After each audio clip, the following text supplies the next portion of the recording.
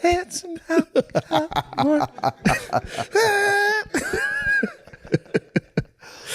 Actor, magician, hypnotist, escape artist, television personality.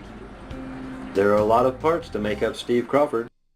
Steve and his team of experienced professionals would like an opportunity to tailor a program to meet your needs. Hey guys, welcome to Matt and Shane's Secret Podcast. We're doing a little road episode. I'm in Ontario, California, recording a comedy special, but we're recording an intro for my newest special that'll come out eventually. And I met you, Steve Crawford, dude. Great to be here. Lifetime entertainer. I met you. That was a crazy day we had. Well, I mean, yeah, it was Absolutely. Mostly you. You were doing stunts and shit. So this guy, don't let him fool you. Wow. You got actually hurt. I got hurt, a little bit injured. Your ribs are messed up. Well, that should be nothing to you. You're a stunt. How long have you been doing stunts for? Exactly. That's the problem. So now I'm all broken down and sore.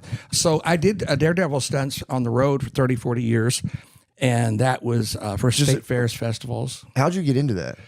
You know, I was a kid. I had a childhood hobby of magic. My mother told me about the movie Houdini with Tony Curtis. And I watched this thing, and I watched him get locked in the water tank, and his appendix burst, and he dies. But something it affected me differently than it did the other people watching, and it grabbed me. You watched the Houdini, so you saw him die in the tank, and you're like, I did. I'm like, oh my torch. gosh, I want to do what this guy's doing. That is so cool. Yeah. I mean, if you're going to die, let's die in a water tank in front of an audience. You know, we're all going to die. True. But didn't plan to die and didn't die. But I was lucky. I had a locksmith that lived next door. He taught me how to pick locks, and I really became a big Houdini fan. And your stage name was Houdini, right? As a child, I went all the way, in those days, actually all the way to college, Houdini names, you know, with somebody Eenie. Everybody put an Eenie. So I went with Houdini. Can you hold, my beautiful assistant is here. Would you hold the microphone? I'll show you one of the first tricks I learned. This is a quick one. Did you ever use male? It's always women. I never like sexy boys for the assistant. I think you got to hold it closer. Somebody told me that. Yeah, get up there, that was bro. you that told me. All right, here we go. Little dollar bill trick. Here we go. So a lot of kids start with this stuff, which I did at the library. Picture of Barbara Bush. I don't know if you can see that. Or Kind of looks like Barbara up there. I always thought as a kid. Anyway, no, we fold the dollar up. In this trick, what we want to do is make it come out backwards or different or upside down. But in this case, it actually changes. Yeah, about $99 different. As you can see, you get a $100 bill. So money didn't really become the motivation to do it, but it kept me doing it. You got the career. Philosopher's Stone. You could do alchemy, transfer the lead into gold. We could do that. It's true. I will say I picked up many dates as a child, Sean. pretending to be a real wizard, and that I could do real magic and read her mind, and you wouldn't believe it. Magic is a great way to meet girls. Don't let me. I wanted to ask you about that. That seems. Absolutely. I watched the reel of you. That was the Oklahoma. What was that? The hockey team, right?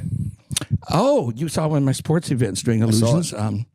Yes. My question is, so when you're a magician, because you're a magician, actor, stuntman, you do it all. You're a general entertainer, a real entertainer. Everyone thinks they're an entertainer now, but you are the real deal. 40 years of locking in getting locked underwater, acting. You know, it was a funny thing when I was growing up. I was the only entertainer that I knew, and I mean, I met people who helped me in the business, but you know, I did my shows, and now I look at social media, and everybody's an entertainer. I'm like, I'm the only one on there not entertaining anymore. It seems your like, blood, sweat, and tears. In the world has changed. Everybody's entertaining. Well, here's the question. So with the magic, you're saying is a good way to meet girls.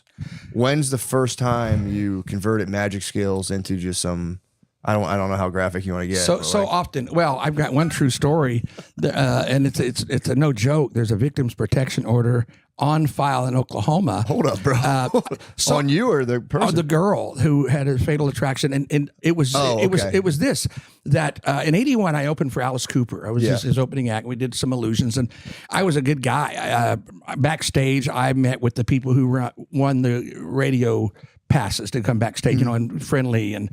The band members were sleeping with people and all that. I didn't get any of that. And one of the rules I had. How old were you back then? I was very young. I was 18, 19 years old. Okay. So yeah. It's crazy. But yeah, one of my earlier gigs back in college days, I was in college when we hooked up for that. But I had been meeting girls in clubs and telling them I was psychic. So I felt bad about that. This even in high school, and would read their mind. And of course it worked. You know, they're just, we got this connection.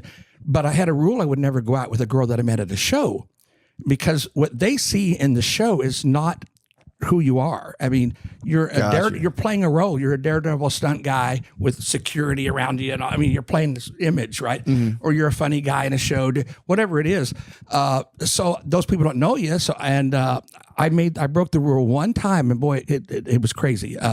Young lady, you can look up it's still on the file, court case, but yeah, she tried to come on hard to me to marry me. All of a sudden, I'm like, what in the world? We just met. You gave her one taste. She lost her mind. And exactly. And I told her words to me were, you know what? She said, I should have killed you when I saw you at the state fair in September. I'm like, what? Whoa. And she grabbed the wheel of my little convertible. It was icy out and crashed it.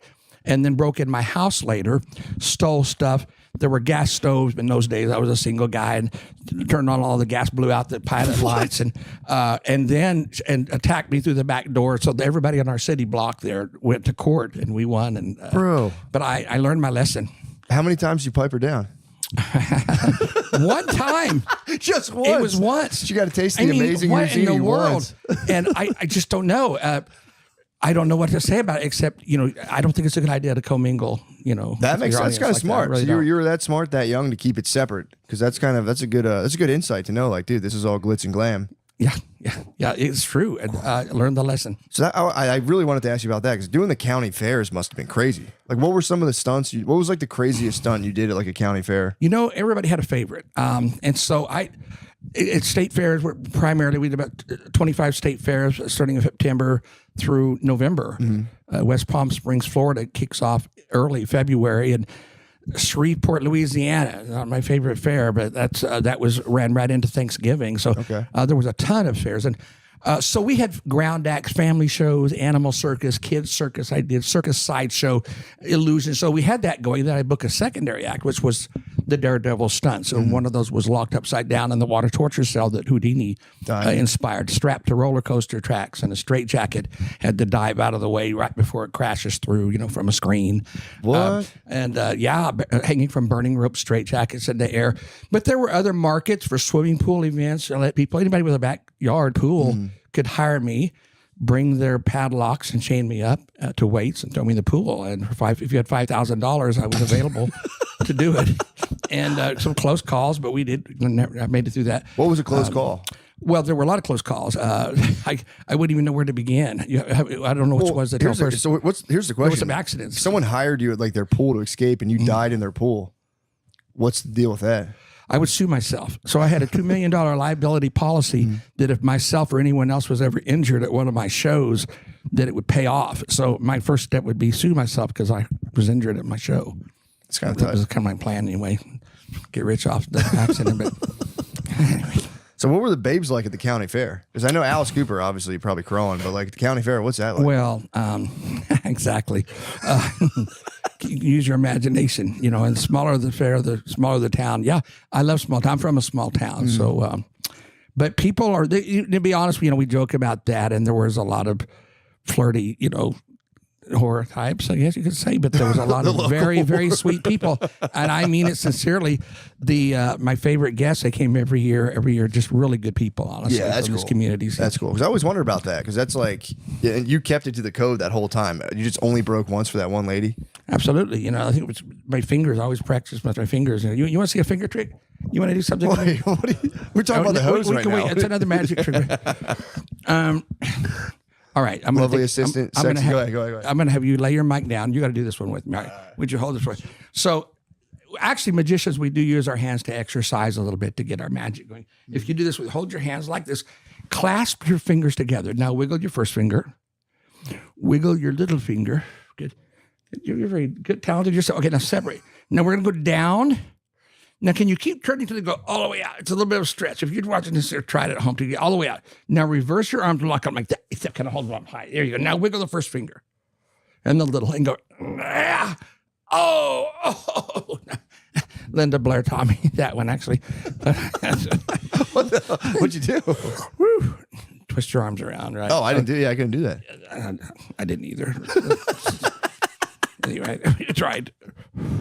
You're never going to believe it, guys. This episode of Matt and Shane's Secret Podcast is brought to you by Dude Wipes. If you're still dry wiping with toilet paper, it's time to show your beehole some respect and upgrade to Dude Wipes. Why? Because Dude Wipes are wet. and extra moisture cleans away that dry what dry never could. They leave no room for dingleberries and stray butt crumbs that TP might miss. Plus, they're extra large and designed for adults. Dude wipes tackle the mess without any fuss, and flushable design makes it clean up a breeze. No more endless rolls or settling for less than perfect wipes. Think about the last time you really could have used Dude wipes. They're good for cleaning up cum. Dude wipes, best clean, pants down. Available on Amazon and major retailers nationwide. You want to hear a county fair story? Yeah, please. You got time? Would you come back? You're so good at this. I love it. Trip with a couple of jokers and hold on. We're missing one. We're used to standing up. What kind of comedian sits down? You're lucky. I told you I would stand. I have no problem standing. So I've got a story how I lost some money from a guy running a little scam, a little gambling game at a fair. And it went like this. I thought, being a magician, I'm going to win all these carnival games, right? Yeah. This guy had 3 cards at his game. One of those was a joker that he was using. He had a second card, and it was a joker. And then he had a third card, which was actually an ace. He said, this is the money card. Now, what you got to do is keep your eye on this ace. All right, here we go. I noticed he made a shifty move. I thought he put the ace on the bottom. When I guessed the bottom, actually, I lost my first $1. Now, then he said this. He said, look, I'm not going to mix the 3 cards. I'm going to leave them in the same sequence, the 3 and right now, and give you a second guess. Now, I said it was the top card, which cost me $1. I said, I knew if it wasn't the bottom, it had to be the middle.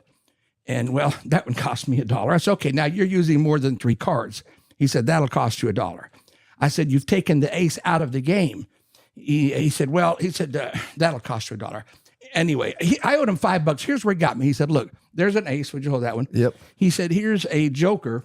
He said, if you can still tell me the name of the last card, if you hadn't forgotten it and all this, you win your $5, double or nothing. You get double your money. I said it was a joker. He said I owed him $10. So I did learn, watch the games that you play at the carnivals while you're on that subject. Yeah. Yeah. Do you ever beef with any carnies? Because that seems like you ever beef with any of the carnival folks? No. In fact, there was a little, what was the code? If you ever got in trouble with a guest, you holler out, was it Rufus? I can't remember now. It's been a while since I've been to that market, but all the carnies jump in and help you. Really? They do. They watch each other. They watch your back, the entertainer's back. That was one of the first things I learned.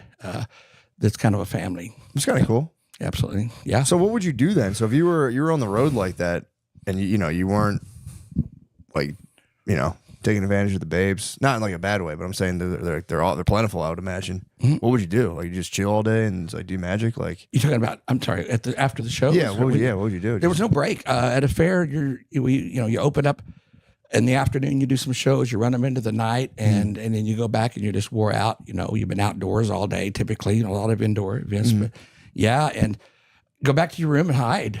Really? Get some rest, because you got to do it again the next day. When the fair ends on a Sunday night, you got to pack your tear down, hire help. You're out, yeah. Big tear down, load your trailers. For sure. Head on down to the next one. So what about the one thing I wanted to ask you when we started is like, what's the relationship like between a magician and a magician's assistant?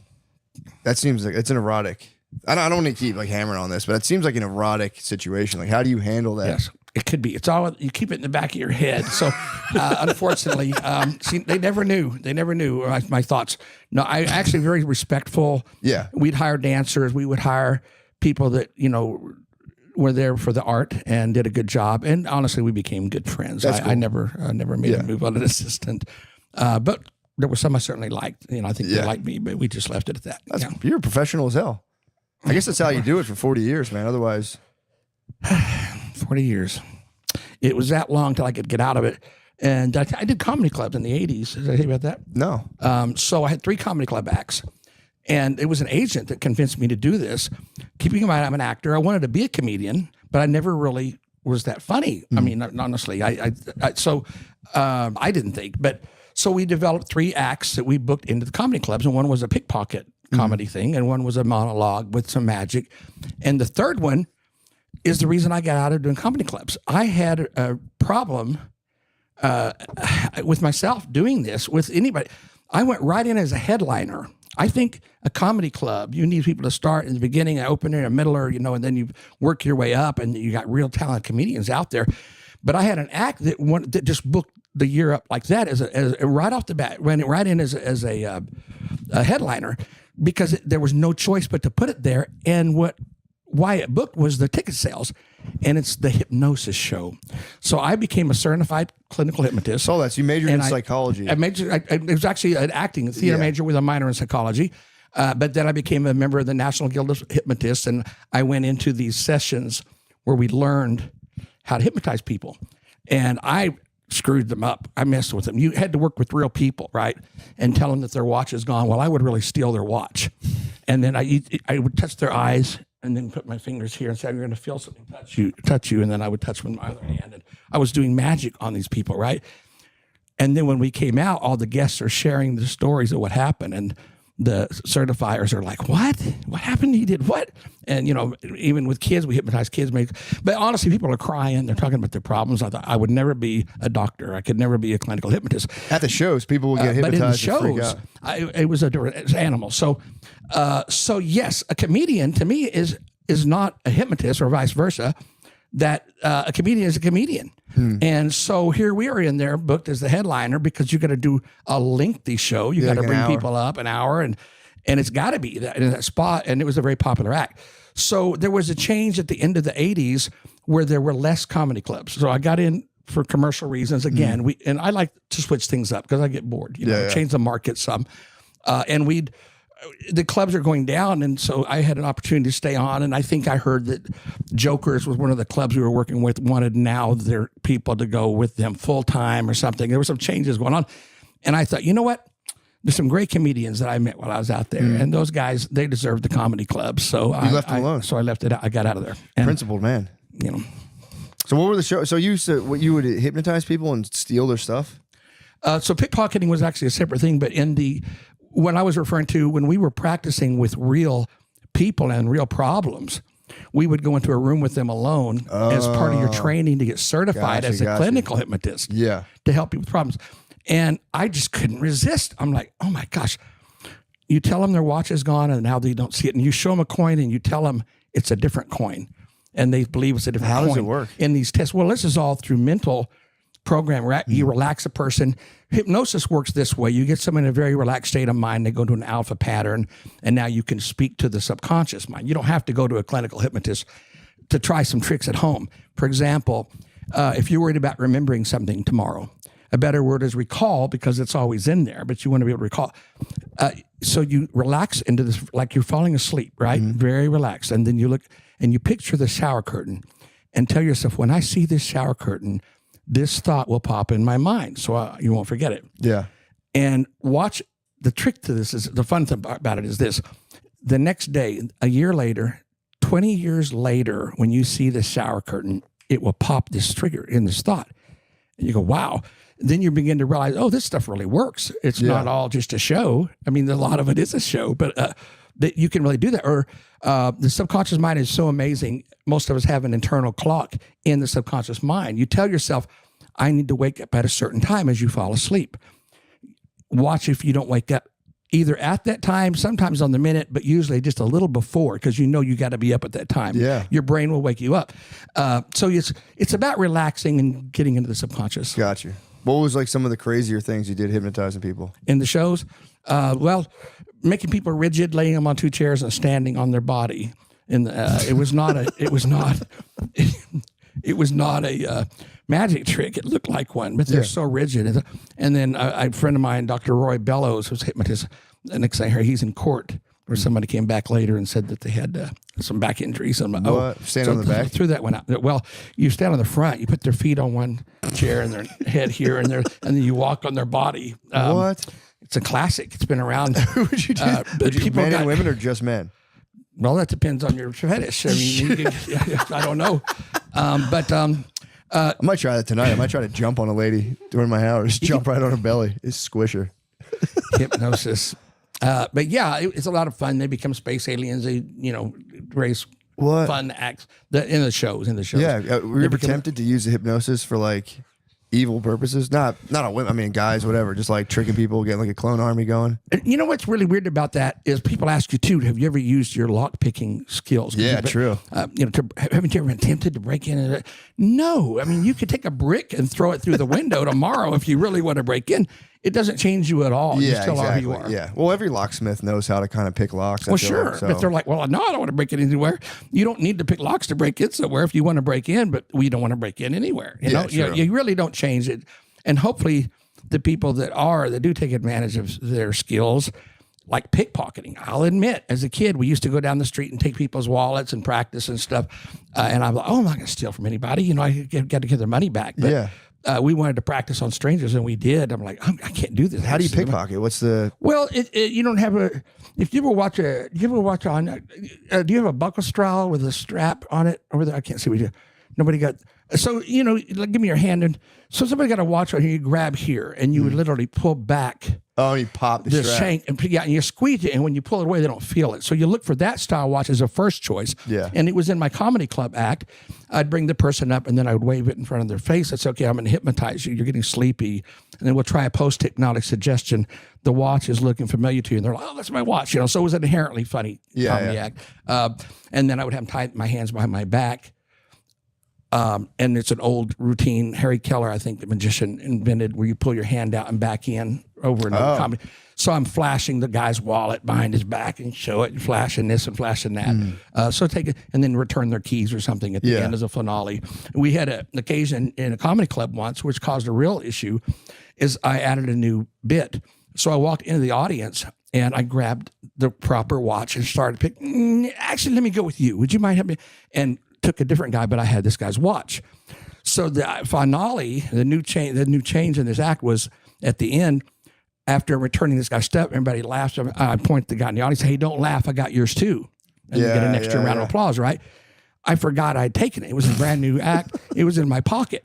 And I left the place with this guy's nice watch. And I'm like, oh my gosh, I got it. So I actually had to call the manager of the comedy club, and he put out an announcement, and somehow he got a call from the right guy. The guy, I was at that show and my watch disappeared. And I was like, "Yo, you got your watch?" What? And we gave him his watch back. That's so nice. Everybody thought it was funny and quite amusing. I don't think they knew if it was part of the act or not, though. It is nice to know if you ever need to, you could be a master thief. Obviously, you wouldn't do that, but it's very true. Absolutely true. There's nothing, and there really is nothing, no lock that can't be opened, or there's no item you can't escape from. Handcuffs. I know you can escape. You said. So, you set the record for escaping from handcuffs? Yes, sir.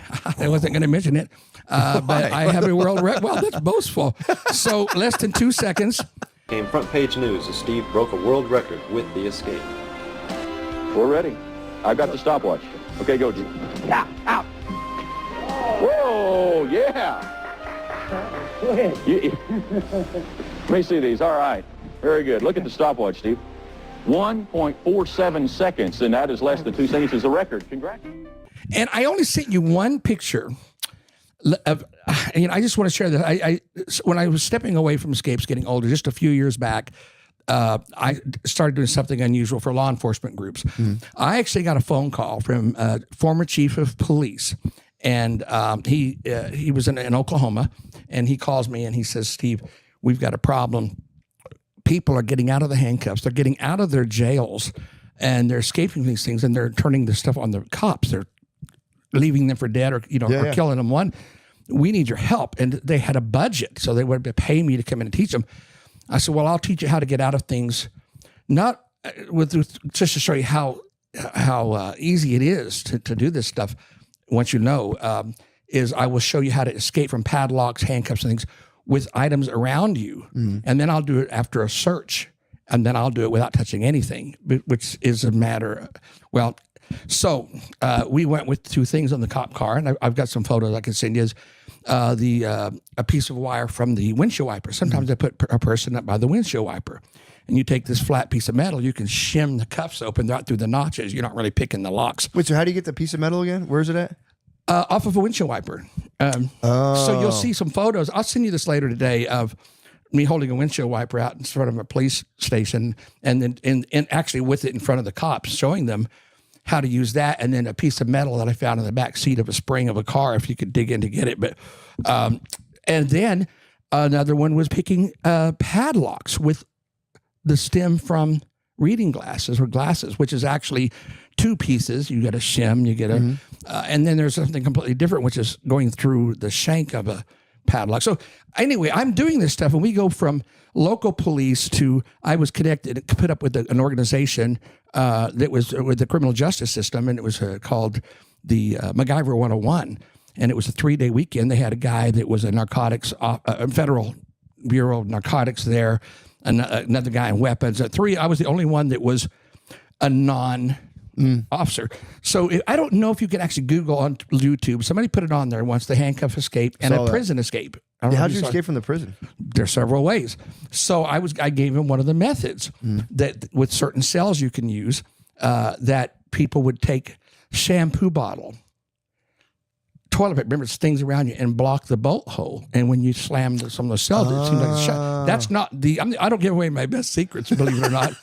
I really don't. So this is the one I gave them. Yeah. And I cops said, we had that happen. We actually had a guy get out of the cell that way. This stuff's really going on. Yeah. And that's why I'm not afraid to share it. Yeah. I think the best, but we were shut down, and I will tell you this too. So we're doing these federal things. I know we got to go quick probably, but You're good. I actually, we're good.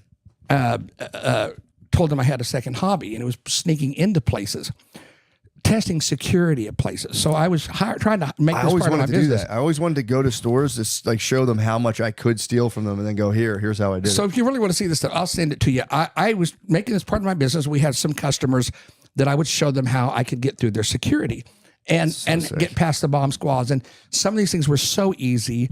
You get onto a plane, you think? Through the TSA? That's what I was leading up through. No, really? Big time story. This is the story. So I've got the photographs to show. I told them, in my observation, the TSA at the airport is the absolute weakest security in the world. And I can get, and I got an arsenal of stuff through it. And I will show you, I kid you not. Started with things like metal signs from, about this large, surfboard, and finally a big metal sword, which I've got a picture of my wife angry looking at me, and it's not a fake picture. She didn't know I did it, and I put it under my jacket. And so what was going on? There's here's, gosh, I'm going to share this right now because I'm not supposed to share this. This is what ended my career with the law enforcement.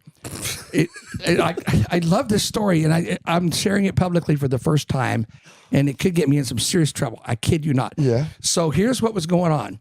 I said, I said, okay, first is I called it the magic trick. We'd go to the airport. I've got all this on video pictures, and you've got all these TSA standing around, right? An abundance of them watching. I want to get that number down. When I say the magic words abracadabra, a big group of them, they all leaving a skeleton crew for me to work with. And it works every time. Abracadabra. And how? This is what they were asking me at the Confederate. They said, how do you do? Is it hypnosis? No. So I would hide a bottle of water in a backpack or drop it in somebody's purse while in line. Yeah. In one of my demonstrations, I used my nephew, because he was in on it, but you can stick it in anybody. They get flagged. These extra bodies are here just for that reason. You got a bottle of water, they're going to take you off, and so you can get these people out of there, right?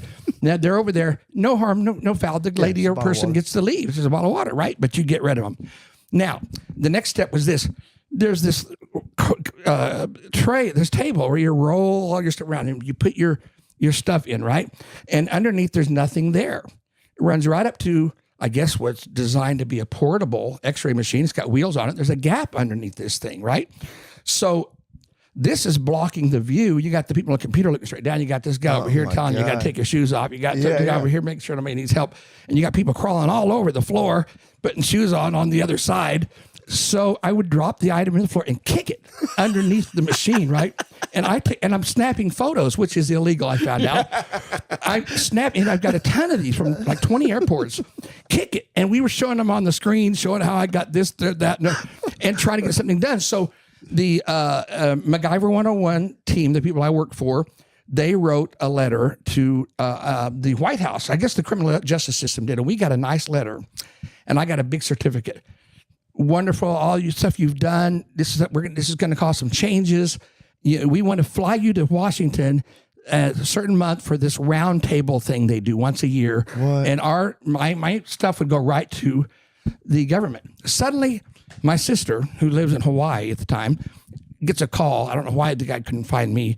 And because I didn't answer my phone, and says, we need to find your brother right this minute. Where's your brother? She said, what's going on? She said, well, they're coming to arrest him and go to jail. She's like, what? She said, if you know how to get a hold of him, you must find him right now. So I said, what's the matter with you guys talking about? You told me to call this number if I ever got arrested going through the airport. And you would tell, they said, well, that's the thing. We normally, they work with this. We tell them you're testing it.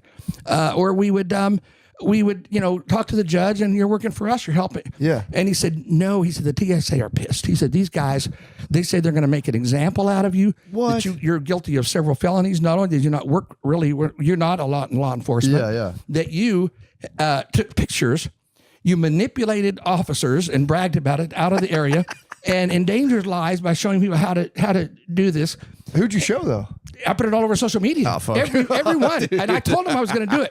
I said, let me tell you something. I'm not going to be part of a cover-up. Yeah. I said, if we show the public what's going on, they'll change it. Yeah, for sure. Because I am not so egotistical to believe that I am the only one on earth who's going to see that and could do it. That's pretty smart though to kick it under. They made some major changes. Pens. So if you look at my photographs of airports, or you have a good memory, go to the airports now, and they're all a little different. You can tell they're experimenting.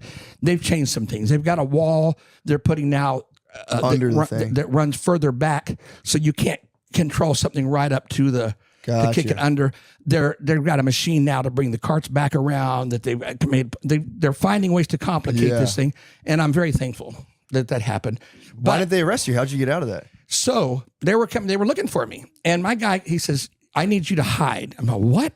He goes, I'm dead serious. He said, because if you get arrested, we may not know where you are. Yeah, it's like federal stuff too. Yeah, he said, it's a TSA. He said, these guys are not joking here. He said, they are mad. They're They're never joking. They're always fucking grumpy. He said, we're going to fight with them. So he came back. He said, it's been resolved. There's 3 conditions. One is we can no longer hire you. You lost the gig. No more teaching the officers.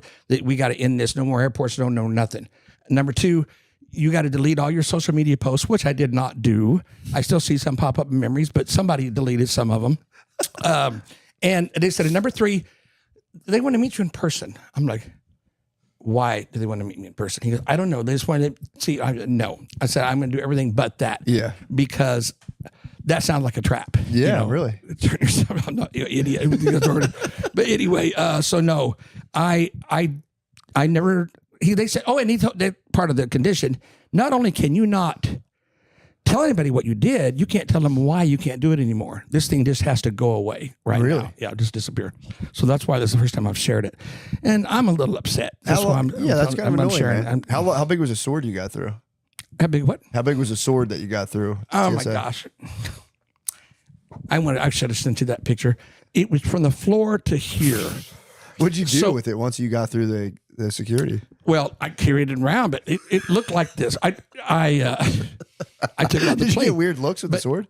Well, the photo that I'll send you, we're at the gate where my sister is flying one place, right, from one plane, and my wife's there. My wife said, you can never do this stuff when you're with me, which I didn't typically. On this, and so I had 2 versions, right? Some of the stuff I just carried on me and tossed it down, but I usually use the jacket, okay? Yeah. And I would use the jacket to kind of drop it to get whatever it was underneath. I got you. And then when I'm down tying my shoes, I would retain. Sometimes something got stuck under there. It wasn't the sword, but I would just crawl over there and get it because everybody's on the floor putting on shoes. This is the weakest thing I've ever seen in my life, and one of the officers even saw me once, and I said, I dropped my wallet. And it was just, underneath. I got sword. But the sword. So we're done through. We got it through to the gates, and that's from there on. It's really no big deal. But I'm saying goodbye to my sister, and I'm holding the sword and the photograph behind my back, and you see my wife going, and I had somebody take the picture, right, of us leaving, saying goodbye. We're hugging, and she's just going like, so she's still mad. She knows you got that thing on you. She's very upset about that. So that's a real photo. I will show you. I wanted to put it back on social media even after. It was so funny. That's when some of this was going down. And how long ago was this? 7 years. I think before I moved here. I don't know why in my head I feel like if a crime happened 7 years ago, you're good. So and that was one of the reasons I left where I'm from, Oklahoma, was that to move to California. That was a reason. The fact is, I had studied acting in college and always wanted to be an actor. I thought you were a great actor. You did great. Thank you. I think I love doing it. It's really something I've worked on since a kid, and I want to do it as a career. And it was one of those things where I was going to come out here right after college, but I couldn't. I got trapped in my career. Once you start booking annual stuff, now they're going to book ahead. You're booked that month this year, so they book you the next year.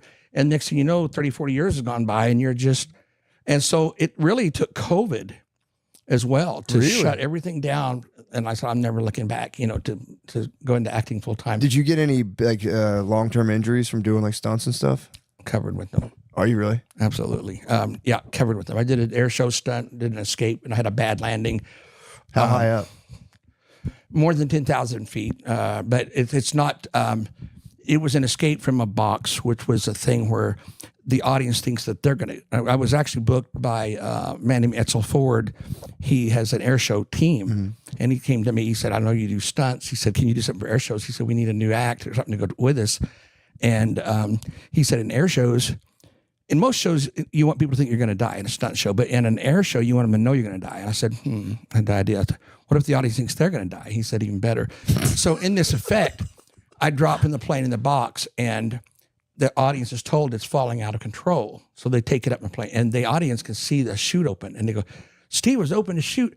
He's carrying the box back over the drop zone. So now I'm holding this box, it looks like, till I get over in the area. Wait, so are you release it? You're in the air? I'm with a chute. Oh, you're holding this box. I'm holding the over. box, which is what it looks like, and then I release it and pull these toggles and land. Well, the truth is, you can't hold a box when a chute opens in the air. So I'm wearing this harness we had made down in DeLand, Florida, by a company, real nice. They make tailor-made stuff for stunts and air shows and things. And a strap attached me to the box. So I have this strap, and as I get lower, I release the box and would open my chute. So the problem is, anytime you get two lines, FAA approved stunt is safe. I was angry at them. I said, you guys weren't honest with me. Anytime you put two lines in the air, you run a risk of danger. You get of line entanglement, which is exactly what happened. The chute came out, wrapped around the strap to the box. So I've got a chute there. Not the end of the world. You got two chutes. Cut away your left one, pull in your right one, right? So now I've got this chute open with the strap in the box, which is what it's supposed to look like, but there's an additional piece there that shouldn't be there, the first chute. Right. So it's causing you to go like this. As I go down, you can't look down when you're lowering. Skydiving is a weird thing. You can't tell how low you are by looking down.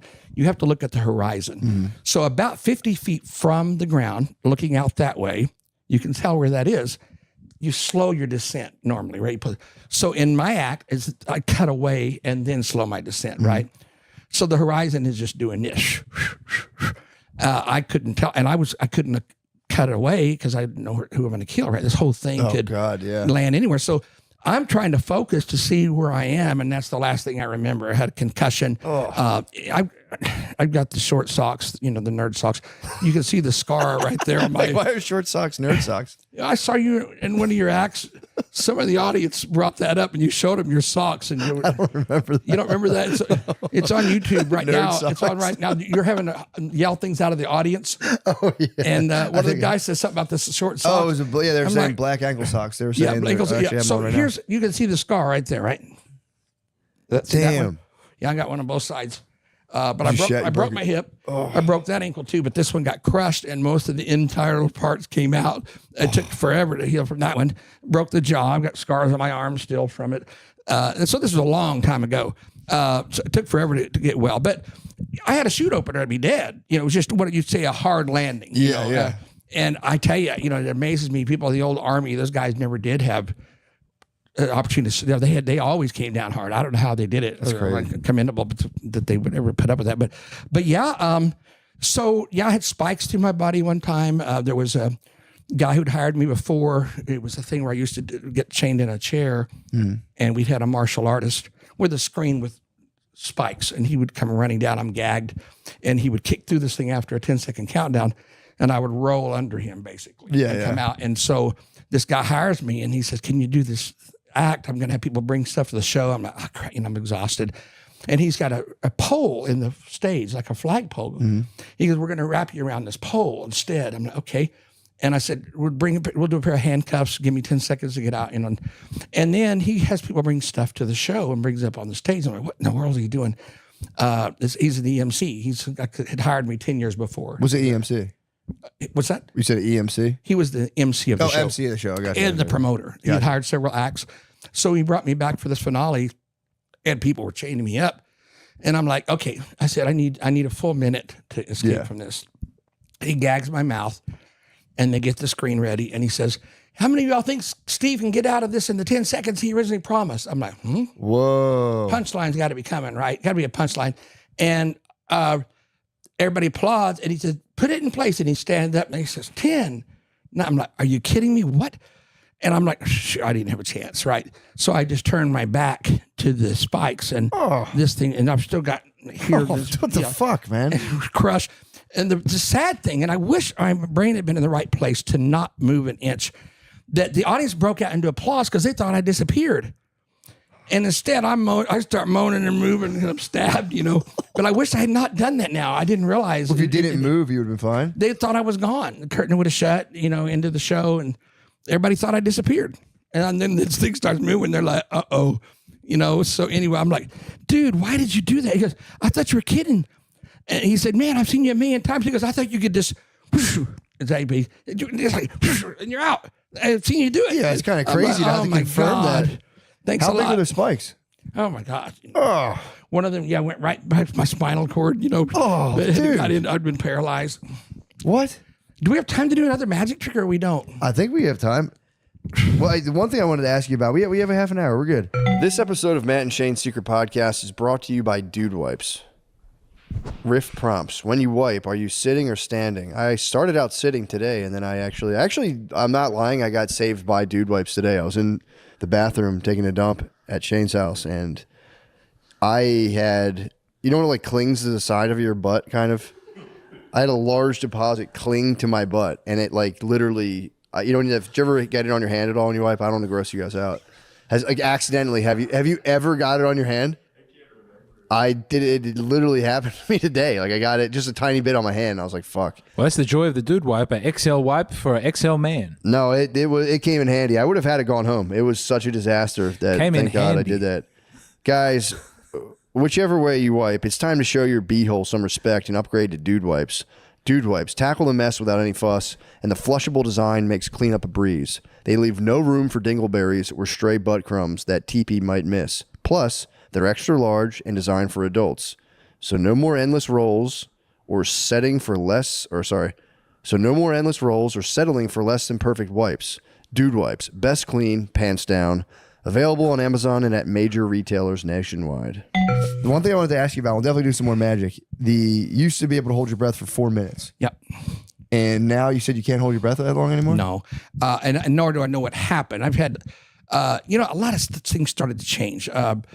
I used to be in, very good physical shape. You might remember seeing some of the older photos. Ripped. I saw the picture. For an audience, and I was starting to develop some intestinal issues, Crohn's disease, which I kind of hid and continued. Some things were going on. But, I started as a kid, holding my breath, and I was on the swim team. And they always hated it. I was horrible swimming on top of the water, so I would always dive in and go all the way to the other side.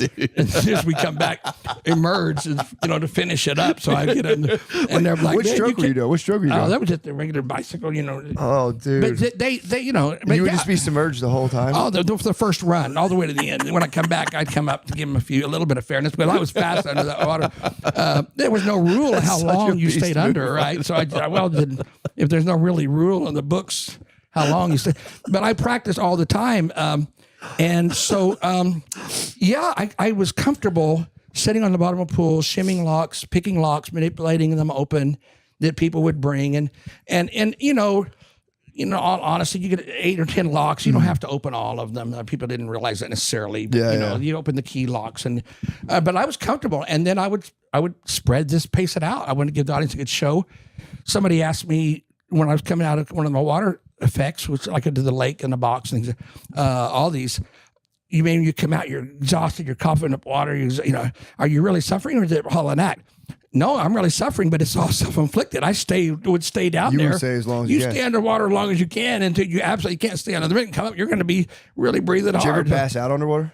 Actually, I did one time. I did once too. It was fucking terrifying. Yeah, absolutely. How'd you get? Did you get pulled out? I don't know what happened. We were at Ponkin Theater in Ponk City, Oklahoma, which was supposed to be a haunted theater. And we had some weird stuff happen with the water tank, an older water tank. When they were trying to pull me up a double pulley system where I go up easy, started fighting them. They're pulling this thing. They're, we don't know what's going on, right? And we got this on video, and they kind of get me up. And it's this big A-frame. I'm hanging upside down. There's a roller thing. I mean, you got your feet in these stalks, right? And then you got this thing that runs up to the top of this, where they pulled you up and they roll you across. They're having so much trouble. And I think, man, this thing's going to break. Something's wrong here. So the minute we got up there, I said, get me over the tank quick, because they're holding your hands. And I mean, the second I was there, it broke. The weird thing on that night, the break had nothing to do with the pulley system. It was a piece of steel that they would use for mountain climbing, right? That held the stalks in one spot. That thing just broke. It shouldn't have broken. And another place had nothing to do with the tension. So there's 2 issues, really 3, because the water was boiling after we put a little bucket heater in hours before, because it was ice cold water. Should have taken a day to heat it, but the water was like boiling hot when I almost went in it, and I'm glad I tested it. So this was like a haunted theater, and everybody's telling me all this haunted stuff's going on. I'm like, I just hadn't believe it. And then all of a sudden, everything starts going downhill for my act. So when I hit this thing, I didn't get any air because I wasn't prepared, right? Yeah. It's a 1, 2, 3, 4, 5th one, hold it, go in, and I'm good for a while, right? In this case, I was probably on the exhale, and I went down. So when the stalks came down, they couldn't get the lid on because it fell so fast. You got to hit it just right. Yeah. And the guys are fighting with it. And I've got a guy sitting right over here who's a spotter who does nothing but watch me. And if he sees me make a signal something's wrong, cut it. Yeah. I'm like, cut it. I'm looking, where is he? He's not there. First rule in Daredevil stunts is don't change anything. Don't improvise nothing. This guy left his post to run help these guys get the lid on, right? So I'm trying to get my part to get out of this thing, and I blacked out. The next thing I know, I'm in the floor. So I had fallen, but I don't know what happened. I literally don't remember. Jesus Christ. Very peculiar experience for sure. That's very, crazy. very terrifying for sure. Yeah, I was just swimming with my friends, and we were like drinking, and I think I was using my kids' goggles, so they were super tight, and they were just like cutting off like blood in my brain.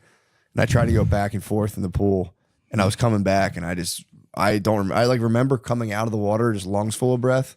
I somehow just propelled myself out, like kind of blacked out, and then I fell forward again, just hit my chin on the edge of the pool. Water is so dangerous, and even for an escape artist, and I don't like to tell all my secrets, but I do everything I can, I could do to make these things safe. Like chained up, thrown in a pool, is that I would have a signal, to something's wrong, and we would tell the audience, well, they'll have to jump in and pull these heavy weights all the way to the shallow end to get me out. Well, the fact is we had a rope with a hook on it.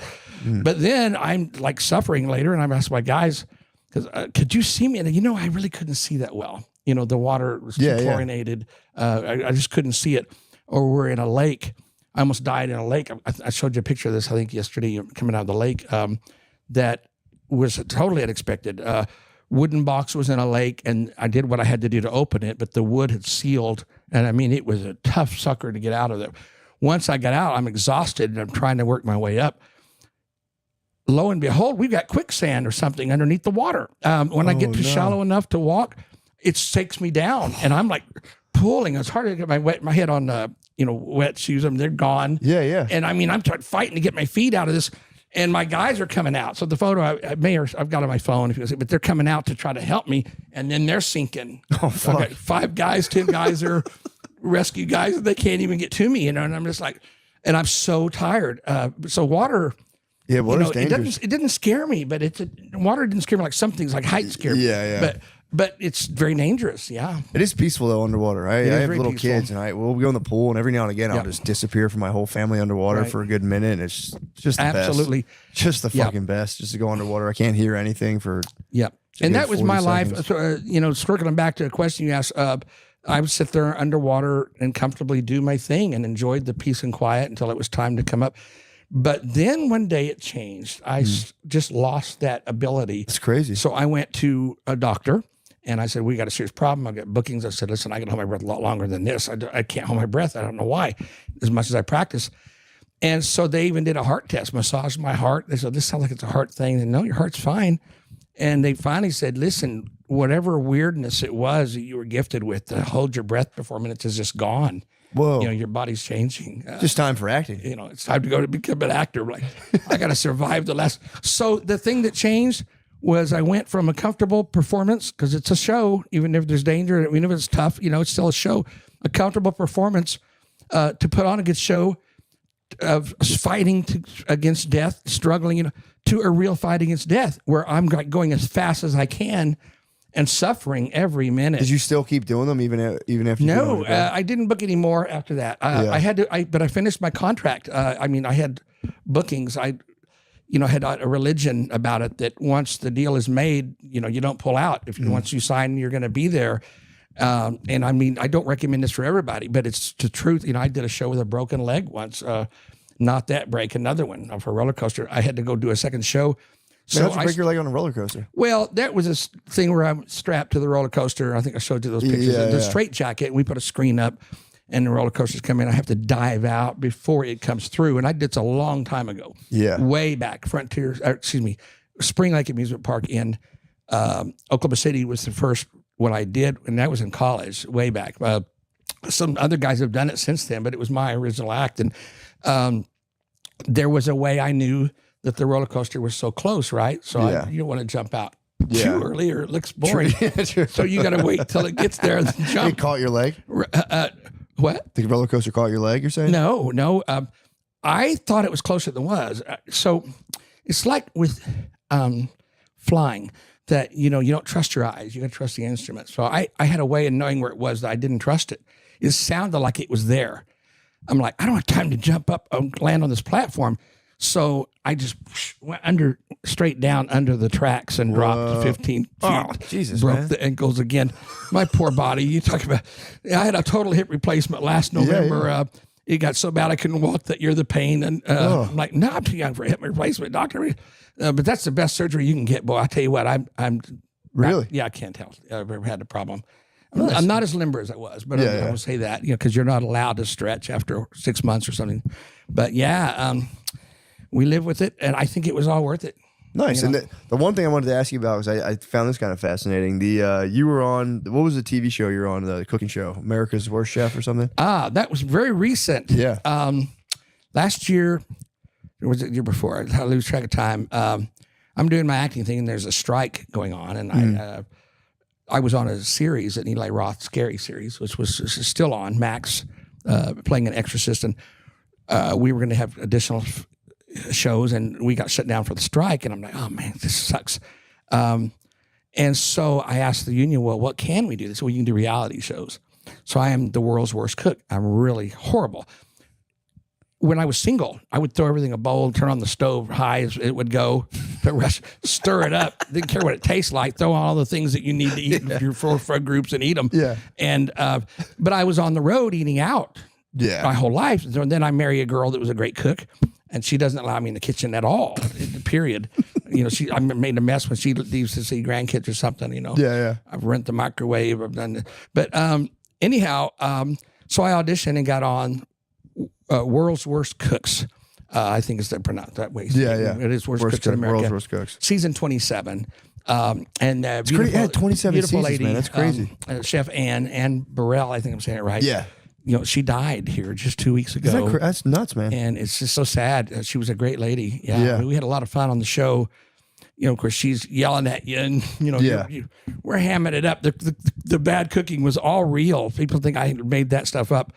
You know, we hammed up the performance a little, but it was all real. But we're really shocked, and I had a great time though, and some great memories. And sadly, she was going to take a break from the show, but she told me she wanted me to come back, and so did the producers. They occasionally do reunion shows, the worst of the worst, and was going to have me back because we had such a good time. And I wasn't sure if I wanted to go back. I thought, is this really the image I want with my acting? Yeah. But now that we lost her, I'm like, you know what? If I'd known, I would definitely gone back quicker. Very nice lady. Yeah, it's a shame she died. I didn't realize that show had so many seasons. That's crazy. Nor did I. I've heard it once or twice before that. You know, yeah, I didn't really watch it. Yeah, because like Triple D's got to be at what, like 30 seasons? Like Diners Drive-Ins has to be at least like 30-something seasons. Yeah, it's got to be. I haven't seen that in years. Is it still on? I think so. I think it's actually like shot in like fucking 8K now. I think they really stepped up the production on D3. Interesting. But yeah, let's set some tricks, man. Let's close this thing out strong. All right, you're on. Here he is. Sorry to make you wait so long. Oh, that's okay. Happy to help. What made me think of this when you talked about the spikes and cutting and a little bit of rope magic today? Okay, but you're going to be my assistant. Oh, nice. Speaking of, I don't know if you can get this. We just stabbed my neighbor over here. Maybe you've heard of the famous trick where the rope floats up into the air. Someone climbs the rope. That'll be you. Okay. Disappears, and then the rope falls. Have you heard of this? No. The East Indian rope trick, very famous. Well, that's okay because I don't know that one, but that would have been a good trick. All right. Now, I really do know some weird things with rope, though. For example, have you ever wondered what happens when you take the ends off the rope? You can actually get a looper of rope when you do that. But to do the trick I want to do today, I'm going to need 2 ropes. They have to be exactly the same. Now, this is where you come into the trick. So would you hand me the center of the rope? Just got to give me the middle. Right here. All right. Mr. Microphone, would you agree? If we cut it here, that would give us 2 the same length. All right. That's the spot selected. Very careful. Take the scissors. Don't cut the fingers. Just cut the rope. Grab the scissors. I'm going to give you a nice injury. Right there. Don't cut the mic cord either. Right? All right. But we're a little off on the length. That's okay. I'm going to have you even these out. Let me line them up straight and ask you to cut this off right here. That should do it right there. Where you want? Right there. I think that should make them exactly the same length. All right. Now we have 2 ropes. Okay. We need 2 ropes exactly the same length. Would you mind cutting that right there? Just give it a good cut. There we go. Right there? That's the way to do it. Now we have 2 ropes exactly the... Have you ever had something called deja vu? Yeah. Have you ever had something called deja vu? Yeah. Have you ever had something? Yeah, you knew that. You heard that one coming, I bet. Here we go. Just say abracadabra. Abracadabra. All right, we're just going to start all over. Here we go. Now, to do the trick I really want to do today, we're going to need 2 ropes. They have to be the same length. That's where you come into the trick. Grab the middle of the rope and just lift it up. Hand it to me. Now, would you agree if we cut the rope here, we'd have 2 the same length? Like pretty fair. Would you grab the scissors again, cut it just like you did before? Here we go. And darn, we're a little off on the length. Would you mind cutting it? You know what? Rather than go through all of that again, I think if we just do the trick, we can actually correct the length. So let me give you a good view. You look like a good knot, right? Hold on to the end of the rope real tight. Don't let go. Watch the knot. You can let go now. A lot of people think it's a trick knot. That is why I always like to untie it. Come here. So everybody can see that it is indeed a real knot. Yeah. All right. Now, Matt, would you like to put 2 ropes back together yourself? Yeah. I know you can do it. Big fan of yours. You know, I got a carpet named after you outside my door at home, too. All right. I'll get the scissors here for you. Always been a big fan, by the way. Thank you for having me. All right, sure, we're going to tie the ends of that one. We'll give it a cut. And I want you to pick a rope. Do you want to use the one I just tied and cut or the rope I'm going to cut right now? I'll take the one you're going to cut right now. Which one? This one? Yeah. Let me get that cut. I always give you a chance to change your mind. Would you like to change your mind or keep the mind that you have? Okay, I'll keep the one that You're going to keep his mind. All right, here we go. So we're going to tie these together for you, just like that. All right. Hold it on the end. All right. So you won't be able to do the magic wave because you got a mic. So instead say the magic words. Abracadabra. Alakazam. Alakazam. Say, oh, what a great magician I am. What a great magician. Now, you don't have a hand, so take it in your teeth. Pull the knot off like a real escape artist. Ah, you did it. There you go. There we go. Good job, man. Oh, it's done. You can keep that as a souvenir. I will. It might be worth pennies someday, right? Yeah, how'd you even do that? That's crazy. You did it. You did it. True. Magic's in me. We can do another trick if you want. I'll show you how one is done. No, I would never reveal Do you want me to show you how a trick is done today? If you want. I thought magicians stand get up killed over for that. This is a special show. It's the secret. True. Podcast. Yeah, show me the secret. You got to Show me see the secret trick. All right. Can we take a little break and we'll take a break. Take a break. All We'll right. end it up. We'll be right back with the secret for the secret broadcast show. Okay. All right.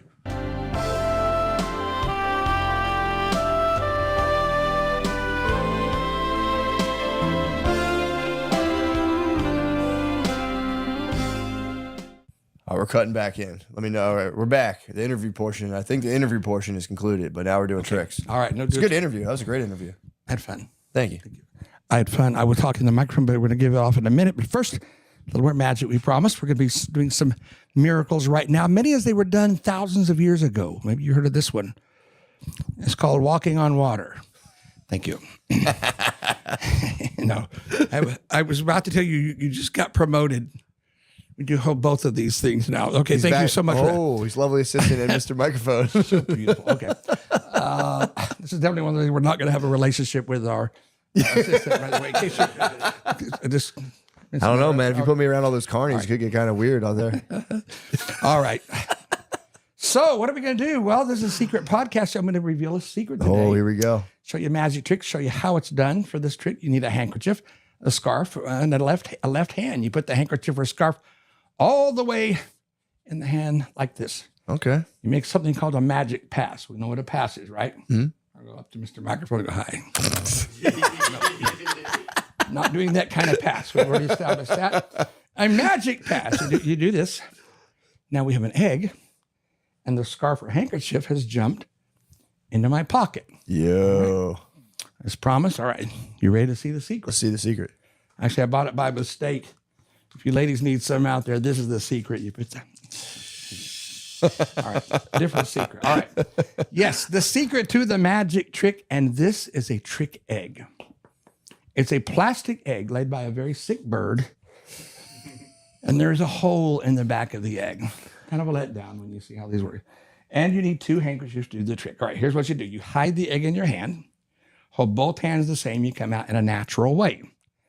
So natural, whatever looks natural. For sure. Take the handkerchief, wave it around like this. Actually, that depends on the company that you're. You don't want to drop it either. True. Anyway, sorry.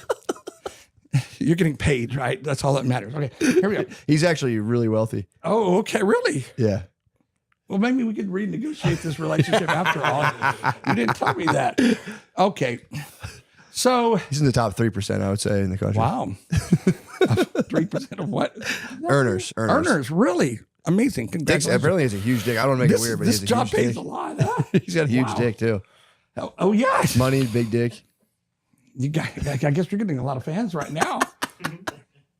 Gosh, I didn't plug my Instagram. You guys follow me on Instagram. Plug it. Entertainer Steve Crawford. Entertainer. You type entertainer, I'll pop up. Why did I do that? Because I'm from Facebook country and I'm trying to get some new friends out here. So got you. Nice to meet you guys. Okay, so where were we? Oh yeah, you hide the egg in your hand. You hold both hands the same. Come out in a natural way. Take the handkerchief and you start placing it in your hand. But we know it's going where? In the egg. In the egg. It actually goes all the way into the egg. There we go. You make the pass. You show them the egg, and you tell everyone that the scarf or handkerchief has jumped into your pocket. Now, there's a couple of quick rules. Why do you show them the egg? Can't show the egg. Well, you show them that it has turned into an egg. But just a few tips. He's got a point. First of all, don't show anybody the back side of the egg, right? True, That's important. The Wild Wild West. And make sure the handkerchief in your pocket is the same color as that one that's in the egg. Right. If this doesn't match that, you're not going to fool them. But what do you do if they see the back of the egg? I mean, where you guys are standing, you can see the red. Well, you don't tell them it's a handkerchief. You can tell them you cut your finger, you're painting it, chicken banged his head trying to get out. I may even be a magician, but as you probably got to feel for, I'm an honest guy. I try to be honest. So here's what I like to do. Make a real magic pass. Peel the hole off the egg like that. Crack the egg so everybody can see. Hold on a second, brother. Yo, you tricked us. That is a real egg. You tricked us. Oh, gravity's strong over here. Sorry. And that's what I like to do. And that's a magic secret. You tricked us, bro. You didn't give us the secrets. That's awesome. That's a good secret. I'm a magician. What do you mean? I lie a lot, right? But it's a trick. All right. That was pretty cool. Thank you very much. Hell yeah. Thank you, Steve. It's been fun. Appreciate you. Hey. What the fuck is up, dude? Hey. What the hell? This is crazy. What's going on? Chilling, dude. Just chilling. Nothing. What is all this shit? It's just absolutely just. What the fuck is this shit? This is my stuff. It was my setup. This was the boat. While you were gone, I had to construct the ark. This is the ark. It's the ark, dude. Shit. This was the basement. What are you doing down here? Dude, the podcast flooded. Sorry. The podcast flooded, dude. Yank it, bro. That's what he wants to do to his penis right now so bad, but he can't. Have you guys discussed your testicles? Would you like to keep your medical Sean, can you talk secret? about... You should raise awareness about your swollen epididymis. Do you think it has to do with your giant dick banging against it when you try to... No. It obviously does have a giant dick. We've all... But... we can put to rest the idea that TSA scans you if you have a big dick, because I got scanned. What? Full penis. So far, the only people I know that happened to are you, Nate, and Shannon Sharp. So I've seen Guard Dog get it, and Nate and Sean both have world-renowned giant hogs. It could have just been your aura. Your aura might have been crazy that day. It is uncomfortable. I've never had the guy do the back of the hands thing, and they really do it. Yo. Yeah, they really stroke you. What? It's fucked up. Yeah, I think that would have hurt if it happened to me right now. My testicles are so swollen and tender. That would have sucked. Whenever I go, when I have TSA pre-checks, I don't have to go through the scanner, but I would walk out the scanner and they go, "Have a good day, ma'am." And I'm like, "What the fuck?" We all just saw your pussy. We saw your pussy in the scanner. The ultrasound was nice, though. I told you. Oh, you had that, right? I've had a testicular ultrasound once, yeah. Warm jelly? It's, Warm jelly. The guy was a nurse, and I was joking the whole time, and he did not like it. He was wearing a Steelers bandana. I remember that. That was funny. He was wearing a Steelers bandana and rubbing gel on my nuts. Oh. And I was like, Steelers look good this year, right? He was like, just be quiet during the procedure. Are you serious? Yeah, he was one word dismissive answers. That sucks. Yeah. But he warmed the jelly for you. That's kind of weird. It wasn't warm. Oh, you got cold jelly? Yeah, I got regular jelly. He had a voluptuous... Mine was warm and sensual, and there was low lighting and candles lit and nice music playing. I was in the the whole time. basement of a hospital. What'd you have? Yours? It turns out nothing. Mine was just at a ultrasound place, like a CAT scan ultrasound place. It was just you and pregnant ladies? Like a baby place. That's why it was like that. Yeah, baby. Yeah, I kept For my sure. dad It wasn't kept- for your balls. It was for women. Well, they did it on my balls. Turns out they're twins. How are your balls? They're okay. I am suffering from epididymitis. I'm suffering from epididymitis right now, which seems to be more common than I thought it was. Mm-hmm. But just not a lot of people are vocal about it. So I'm happy to be vocal about it and say that I'm struggling with it right now, raise awareness for epididymitis. I'm almost done with my antibiotics and it still kind of hurts. So that makes me nervous. Shit. That sucks. I tried to be sexually active this morning and the pain came right back. So Wait, when you said you tried, how far did you get in the process? I was, well, I don't want to be graphic. Did you have a boner? I had a boner and I started outer course? No, intercourse. Did you start with petting with a partner? There was some heavy petting and then I was with my partner. You were aroused during heavy petting. Yes. So then I was like, hell, I feel pretty good now. Why not just give it a shot? Yeah, and you're like, oh. And then I was like, oh, we have to stop right now. So you made sure she was on board for sexual penetration. You're like, hey, I'm going to penetrate you. Are you okay with this? Yes, I made sure everything was okay. It's fucking podiums. Just looking over at you with that dumbass shit. Going, I'm going to penetrate you. It's just... I mean, it's truly, it's definitely when the Roman Empire was like falling apart and they would like throw a giant festivus just to keep it together. Just trot out some bullshit. Dude, I was reading about the, well, I'm glad but you want to continue? What happened though? So you were in your well, we don't have to continue. No, I want to hear how it ended. You're teary up. You were in the throes of petting. I was in the throes of petting and then turned to passion. And then turned So when penetration. It's nice when petting leads to passion. It usually does, but when it doesn't, and all you did was pet a little, then you get angry. Disastrous. That's how I am right. I'm very charged up right now because I engaged in a sexual act, but I didn't get to finish the sexual act. So now I'm sort of just angry and in pain. My testicle hurts. Dude, I'm telling you, I'm sorry, that's TMI. Have you taken to the bottle at all? No, because the probiotics, I'm a week off of booze right now. Which is a pretty long time for me. Yeah, that's good. Yeah. So that feels good. I just did a week and it sucked. Why? Oh, you were like working 2 weeks. though. I hated it. Really? That Not whole drinking? time you were gone, you didn't drink? I got the one night in. And you hated it?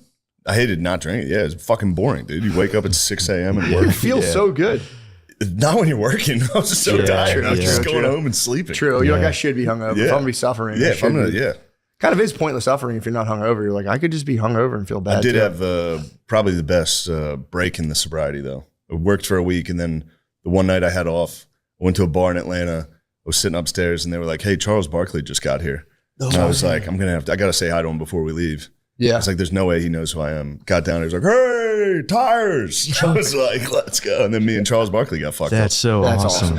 For like 2 hours. It was awesome. That's awesome. That's the drinking guys rewarding you. It was honestly, it was the Blue Night gift. The Blue Night laid him a Dilly. Yeah, it was, I was thinking about it. If I could pick one person to go get fucked up with, it probably would have been Charles Barkley. For sure. Was he as awesome as he seems? He was the fucking man. One of my He's so friends funny. did electrical work in his house like years ago and was like, he's the coolest dude. Yeah, he's the coolest dude. Yeah. He was like, let's talk about race. I was like, let's fucking do it, Chuck. So sick. Oh, really?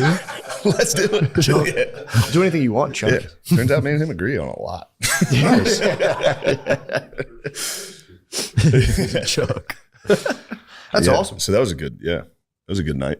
Hell yeah. But you penetrated a little this morning, Yeah.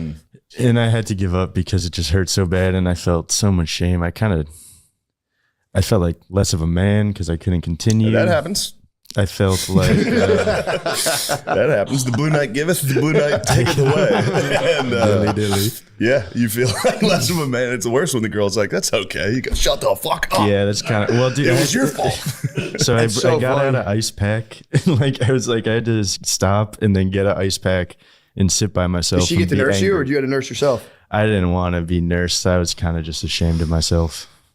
So I just sat on the couch and iced my testicle. Slunk away. A sober losing a boner's got to be tough. I didn't even lose the boner. It was just my nut hurt really bad. So You're I just just couldn't icing keep your going. giant dick on the couch. No, my It testicle, was so not my pathetic. I just had penis. to ice my giant hard dick on the couch. No. It wasn't hard at the time of the icing. I was just hot, giant, soft, sick. Fucking piece of shit. That's not what I'm saying. Had I'm to ice my embarrassed. languorous genitals. I'm embarrassed, but I am happy I don't have to suffer in silence anymore. True. I'm happy to get the word out. You must feel better. I'm Yeah. 11 days in. I mean, people don't want to hear about this anymore. I But I'm couldn't 11 do it. days in right now, just rocking. I'd and rather rolling. chop it off. 11 days without a cum. Mm-hmm. Nice. Just rocking. There's no big deal. I don't give a fuck. I was talking to my. That sucks. Dude, I'm Yeah, telling you, that would flip make me switch. so angry. I'm like every day. You like it? Yeah, I'm just charged up, and I know it's coming. So it's like it'll come eventually. I just don't. I've just like unburdened myself from thinking about it all the time. But my, I won't say who this was, but I have an ally in my, kind of my chastity, and was not full chastity. I see. But he was saying if he sees an attractive woman, he just stops and goes, "Thank you for the energy boost," and he just keeps it moving. Good Lord. I think I know exactly who you're talking about. Yeah, I mean, if I had to guess, Glee, James. my brother. my brother. No, I thought it was Billy or Egan. Tom? There's a lot of suspects. Yeah, there's a lot of that weird could be- fucking guys. True. There's a lot of weirdos Egan out there. James DeMcCusker. You say Egan? Egan. Oh, I was going to say Egan. That would... Egan. Well, we already talked about this. This is his business, not mine.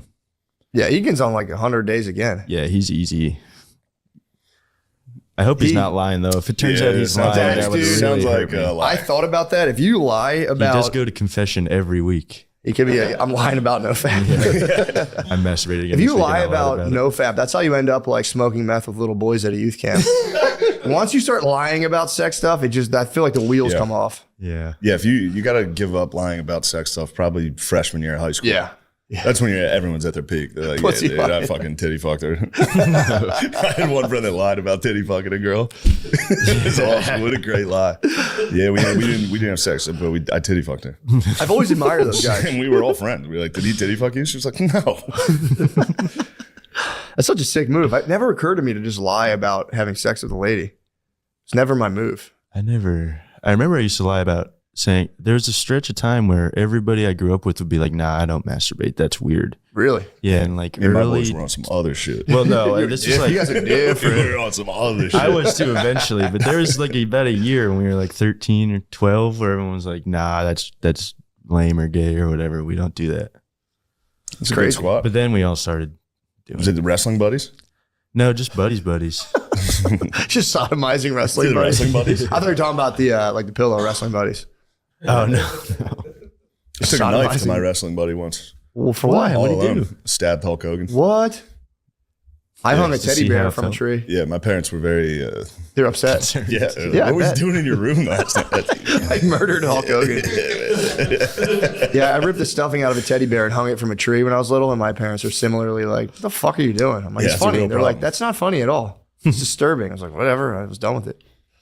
They shouldn't have gave me a pocket knife. True. You know. You poked him up. Test It was it your out. celly. You Test poked it up. You out. poked up your celly. Hit Hulk Hogan with the fucking hawk. Yeah, he dude. kept taking bottom bunk. Dude. I was getting bitched by him, just me and him. I was like, no, you go up top. Fine. You're getting home Yeah, by a one wrestling night. pillow. fuck Hulk. One night I said, enough is enough. Took a Swiss Army to the gut. You're one of Hulk's boys, dude, in the cell. He had a whole stable. My dad, you get my dad at night. He was like a Chucky doll, except he would rape me and my dad. Your dad was shot calling on the yard. He was trying to shot call. It was tough. There's no way We Hulk take would Hulk out. Yeah, me and my dad were Aryan brothers. Hulk. Well, Hulk might be too. Hulkamania, yeah, he's definitely an Aryan brother. He's an Aryan brother. Hell yeah, brother. That'd be nice watching like WWE with like the Aryan Brotherhood and like a white wrestler wins. They're probably like, They're probably going nuts during the Right on. DX versus Nation of Domination days. I know I was. That got me. That stirred some racism I didn't know I had yet. DX all did blackface. I was like, yeah, suck it. Dad, what is this feeling? When I see the nation, I get so You're upset. growing up, son. Oh, let's take a walk, son. Oh, fudge. Yeah, that's the birds and the bees combo. True. They're different. This episode of Matt and Shane's Secret Podcast is brought to you by Dude Wipes. Have you left poop streaks in someone else's toilet? Yeah, every time. Yeah, every single time. I did it all week. It's a fucking disaster. I literally painted my bowl this morning. Yeah. It was crazy. There's nothing wrong with that. No, it was a Little paint job. Do you ever pack extra underwear when you travel? How much extra? Do you ever need it? Pretty much an extra pair per day. Yeah, I honestly. always bring extra underwear. Yeah. Yeah, yes. Not because I'm fucking shitting my pants constantly. yeah, I just used to like What work the it fuck out. you guys getting at here? Do you wipe standing or sitting down? Does it make a difference? What is going on, dude? How horny are these people? What do they want to know? There's got to be something about standing up though. Like I'm a stand-up wiper, honestly. Sitting down, I just smears everything. I don't know. I can't do it. Well, Matt, whichever way you wipe, it's time to show your beehole some respect and upgrade to Dude Wipes. Dude Wipes tackle the mess without any fuss, and the flushable design makes cleanup a breeze. They leave no room for dingleberries or stray butt crumbs that TP might miss. Plus, they're extra large and designed for adults, so no more endless rolls or settling for a less than perfect wipe. Dude Wipes, best clean pants down. Available. These guys are really funny. Amazon. It's available on Amazon and at major retailers nationwide. Nice, dude. I was reading about the Aztecs last night before I went to bed, and they had a game. You know, like all those places had like a sacred game they would play. I've like heard of it mentioned. I like looked it up. I was like, what exactly was it?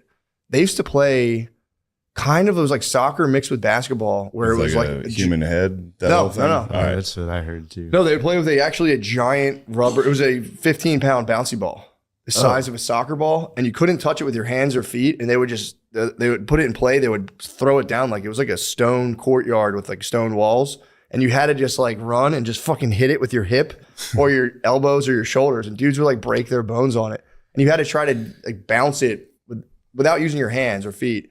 Get it through a net that was or a hoop 10 feet above. You know, I think I might have seen like a modern version of this on Instagram or something. That's fucking insane. I think they're still doing.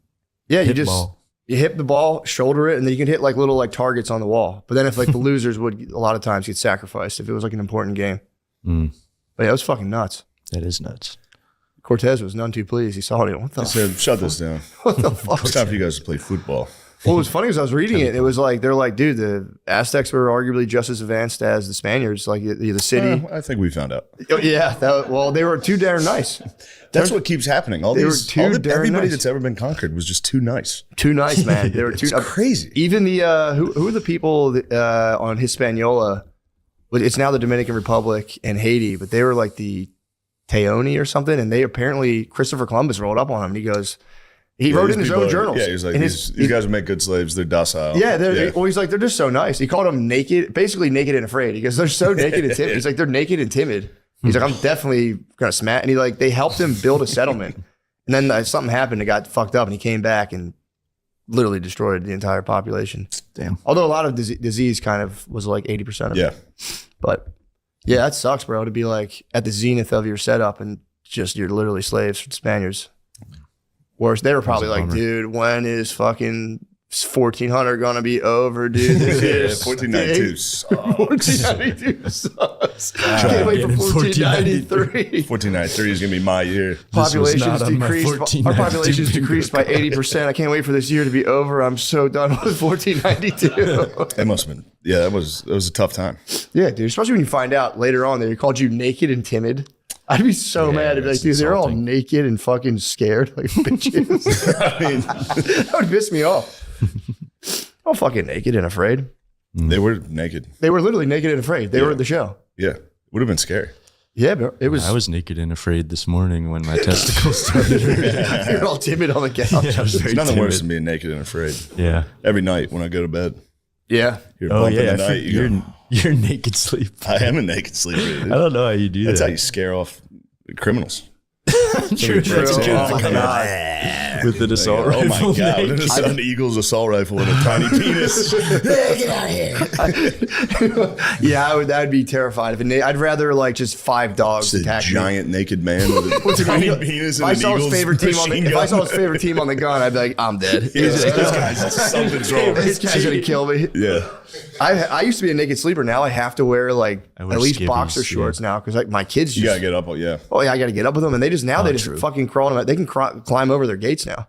So I literally woke up last night like 2 a.m. Chloe was in my bed. I'm like, where the fuck did you get in Crawled here? out of her gate. She climbed. She showed me how she did it this morning. She climbs up, crawls over, and I have like like the decorative pillows on the bed. Yeah. I always swipe those off. So it's like a minefield of pillows. She navigated it all somehow.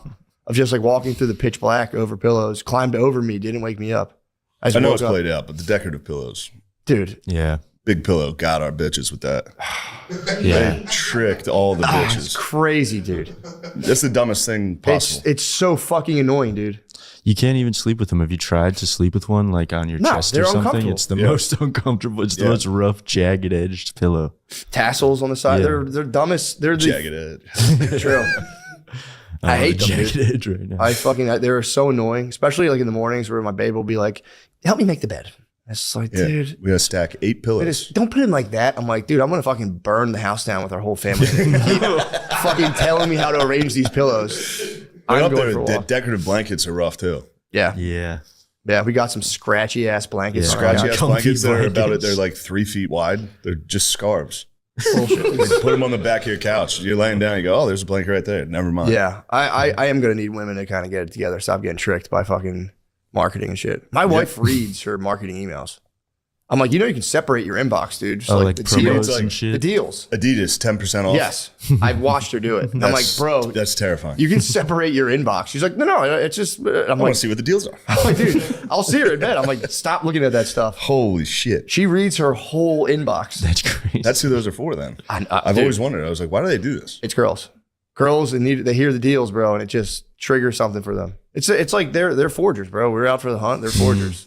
True. And it's like a little forge alert. Forging. Like there's berries in the pasture, and they go and fucking collect them. And yeah, that shit fucking freaks me out when I see her like 10% off now, and I'm like, bro, shut it down. Shut down the spam. Yeah, it's 100% off for you everywhere. So true. Yeah. So stop worrying about deals. All of a sudden you're frugal with my money. You spend $900 on pillows that no one's put their head on once. Yes, a travesty. And then that's the problem. They'll see other pointless pillows and be like, those are nice. Where did you get those from? Guys, I've moved these things around a lot. They've taken a lot of back and forth. The motion of the podium. Sturdy as she I should blows. destroy the podium. I should have not told you. I'd be like, yeah, I'll do the podiums. You got here, they're all smashed. Who did this? Ending by just putting your fist through that painting would be make sure there's no glass. No glass. That'd be so sick. What do you think of that painting? I've discussed this a couple times, man. I mean, it looks like he's kind of selling him on this lady. I think someone's like discovering them. It looks like she might be foraging too. She might be getting a 10%. Show that lady. I'll tell you what that lady's doing right now. She's being a fucking whore. Definitely. Look, they even moved the picnic basket out the way. What do you think they're going to do right there? That picnic blanket's all bunched up, bro. True. Yeah, it could be done. She could be washing off back there. Oh, that's right. I didn't Yeah. think about that. Looks like there's a burning canoe in the background too. What's up with that burning canoe? It's not burning. It kind of looks like it's burning. Scuttle the ships, dude. True, they got burned the boats. The women are here on the island. You guys aren't going anywhere. Trying to get those women naked and timid, dude. I think that water's something from her. You think she's gushing, bro? You think she's sopping? Well, man, that might be the first time anyone's ever interpreted that. I think there's been a lot of interpretations. Yeah. I think that lady's gushing. Since 1820, you're the first guy to go. I think that creek is coming out of the woman. Congratulations, you're the dumbest guy who's ever seen this painting. Dogs have looked at that painting and understood that that was a body of water. It's just juices. I would like to take you to an art museum. Just have you look at paintings. That would be nice. See Lemaire's interpretation of art. True. Yeah, this thing, what do you think about that? I think it's dumb as hell. You don't like that? No, I don't like the painting. What do you think about the one behind you? I like these two the most. I like that the most. Yeah, I think sick as hell. That one's my favorite. Yeah, that's that cool one's too. my second favorite. I like that. I usually would put that behind guests. It was just nice to have like The rainbow imagery is confusing though. Why? Especially in this day and age. harboring what's to come. Never mind. Resurrection? What the fuck are you talking about? Never mind. Storm is past. Sean, first of all, that's like the most heterosexual rainbow you'll ever see. It's basically gray. True. You're trying to hit me with that stuff. Forgive me. It's okay. Oh, dude. I'm talking out of my balls. Obviously, I will, Sean. Obviously, I'm we're not gonna going to not forgive you right now. Thank you. People forget, man. Thou shalt not judge is also a commandment. That's right. Not judging by saying that. I'm just interested. So people are dumb. I've been on Substack lately. Dude, I'm trying to replace Substack with any like social media scrolling, and I pretty much have done it. It's so tight. Substack? Just so random people? Random people, articles. Yeah. I read a lady, I didn't read the whole thing. I read the paragraph and just kind of started laughing. So just longer Twitter posts. Yes. Like proofread. But it was a lady being like, basically like, why is everyone telling us to not want so much? Oh, if I want to be touched, if I want to eat. And it's just like, dude, okay, like sick take. It's like, I want to have sex more and eat more. It's like, obviously, dude, everybody, that's everybody in the world. But clearly, if you follow that logic, you know. You'd be a fat slut. I want to be a fat slut. It's like, why is it so You'd wrong? be a big fat whore. So. You're a giant fat whore, dude. Literally, that'd be you. That'd be you. You'd be naked in the woods, surrounded by food, being like, maybe this was a bit. It was just a funny take to be like, everyone's holding women back, telling us we shouldn't want so much. It's like, yeah, we've been talking about this for thousands of years. Yeah. What are you talking Thank about? God we're doing that. If we weren't doing that, it'd be a disaster. Yeah. If every dude wasn't like, don't be a slut. Why are you wearing that? Every girl man. would be they'd be dressed like Kanye's wife. Like, why? This is what I like to wear. I think the women, and again, I'm not going to talk about like porn, PMO or whatever, but I think the garb now, because I've been going to this one gym in Austin, and it's like, dude, it's unbelievable. Yeah, like sluts. front and back wedgies, a spandex that cup the butt cheeks, as small as a sports bra. Yeah, that can new get. spandex is crazy. Bro. It's got like a thong. Yes, literally built into it. And it's like, I do think it's like, so what the question would be, why do women, like, why is it escalating to the point where it's like, it's almost Bianca Sensori or whatever, Bianca Sensori, that's not going to be that crazy. Yeah. If it doesn't, if the trend doesn't reverse. And it is, it's goon brain. My mom better not start. Oh my God. I go home, my mom's in a Bianca Sensori. It's goon brain, dude. I think they need to stimulate past the goon brain, the hardening callousness of, I'm going to stick with coach's polos and gym shorts. Well, obviously you're. Bro, I've been rocking this coach's polo for 15 years. Yeah, you're doing the right thing. Do you understand that? Imagine if you started hot dogging out here, dude. Yeah, man. If you just started dressing like Bruno. There was a guy at the gym dressed like Bruno, dude. He had for real a leotard. That was the one fucking tank top I bought. Wait, he had a How my leotard? nipples sticking out. Yes. The front was thin. It just had my 2 tits sticking out. I was like, I'm never going to wear this. Fucking The Rock designed it. I had a tank top yesterday. I was actually the Rock. Bull. Oh, he's a freaky bull. DJ. My nipples I got called out yesterday for my nipples popping out of a tank. My daughters, for some reason, like really monitor if my nipples pop. Like, Dad, your nipple's showing. I'm like, all right, bro. I was in the emergency room last night because Maya, wasn't that serious. She got a giant splinter and we couldn't get it out of her foot. And it was like a fucking exorcism. She was just like, ah. So I was like, we'll take the ER and they'll like numb it and whatever. And I was just at the thing. They were just like the whole time, like, Dad, your nipples are out. I'm like, all right, I'm talking to the doctor. You guys shut the fuck up. Shut the fuck up right now. I'm trying to get out of here. We had pizza on the way. Still had to adjust it. Oh, dude. While you're talking to me, like, yeah, all right. I literally would put my nipple away and be like, you guys fucking stretch my shirts out. That's why my nipples stick out. So I'm fucking putting your arm down my shirt. Yeah, it was a nightmare. We were leaving. We left the pool. We got rained out of the pool, went to the playground. They're like, we need shoes. I'm like, you guys don't need fucking shoes. We're on mulch. Who cares? And just caught a mulch to the foot. Dude, it was the splinter was like, for real. It wasn't even a splinter. It was a chunk of wood was in her foot.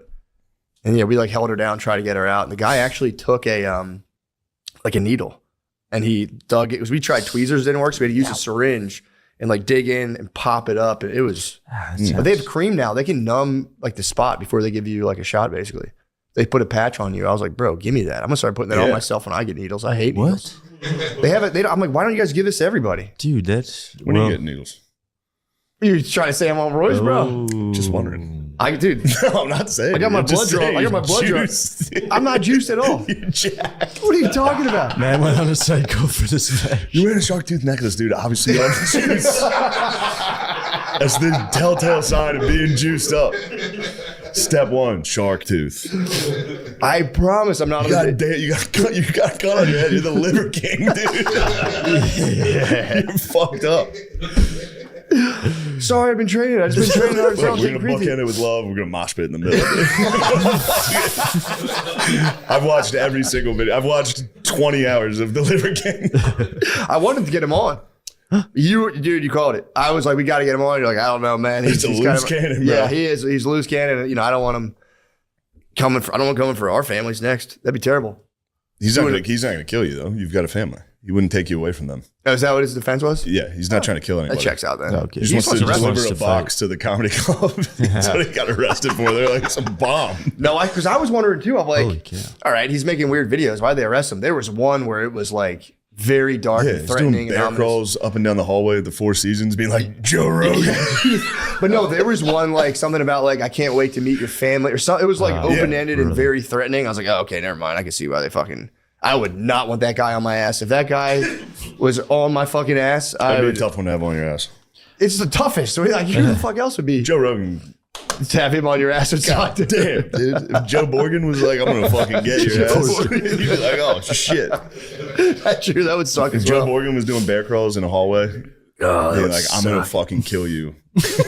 I mean, I will say I was disappointed because the jiu-jitsu match would have been so tight. Yeah, that's a shoot fair one. Morgan, on him.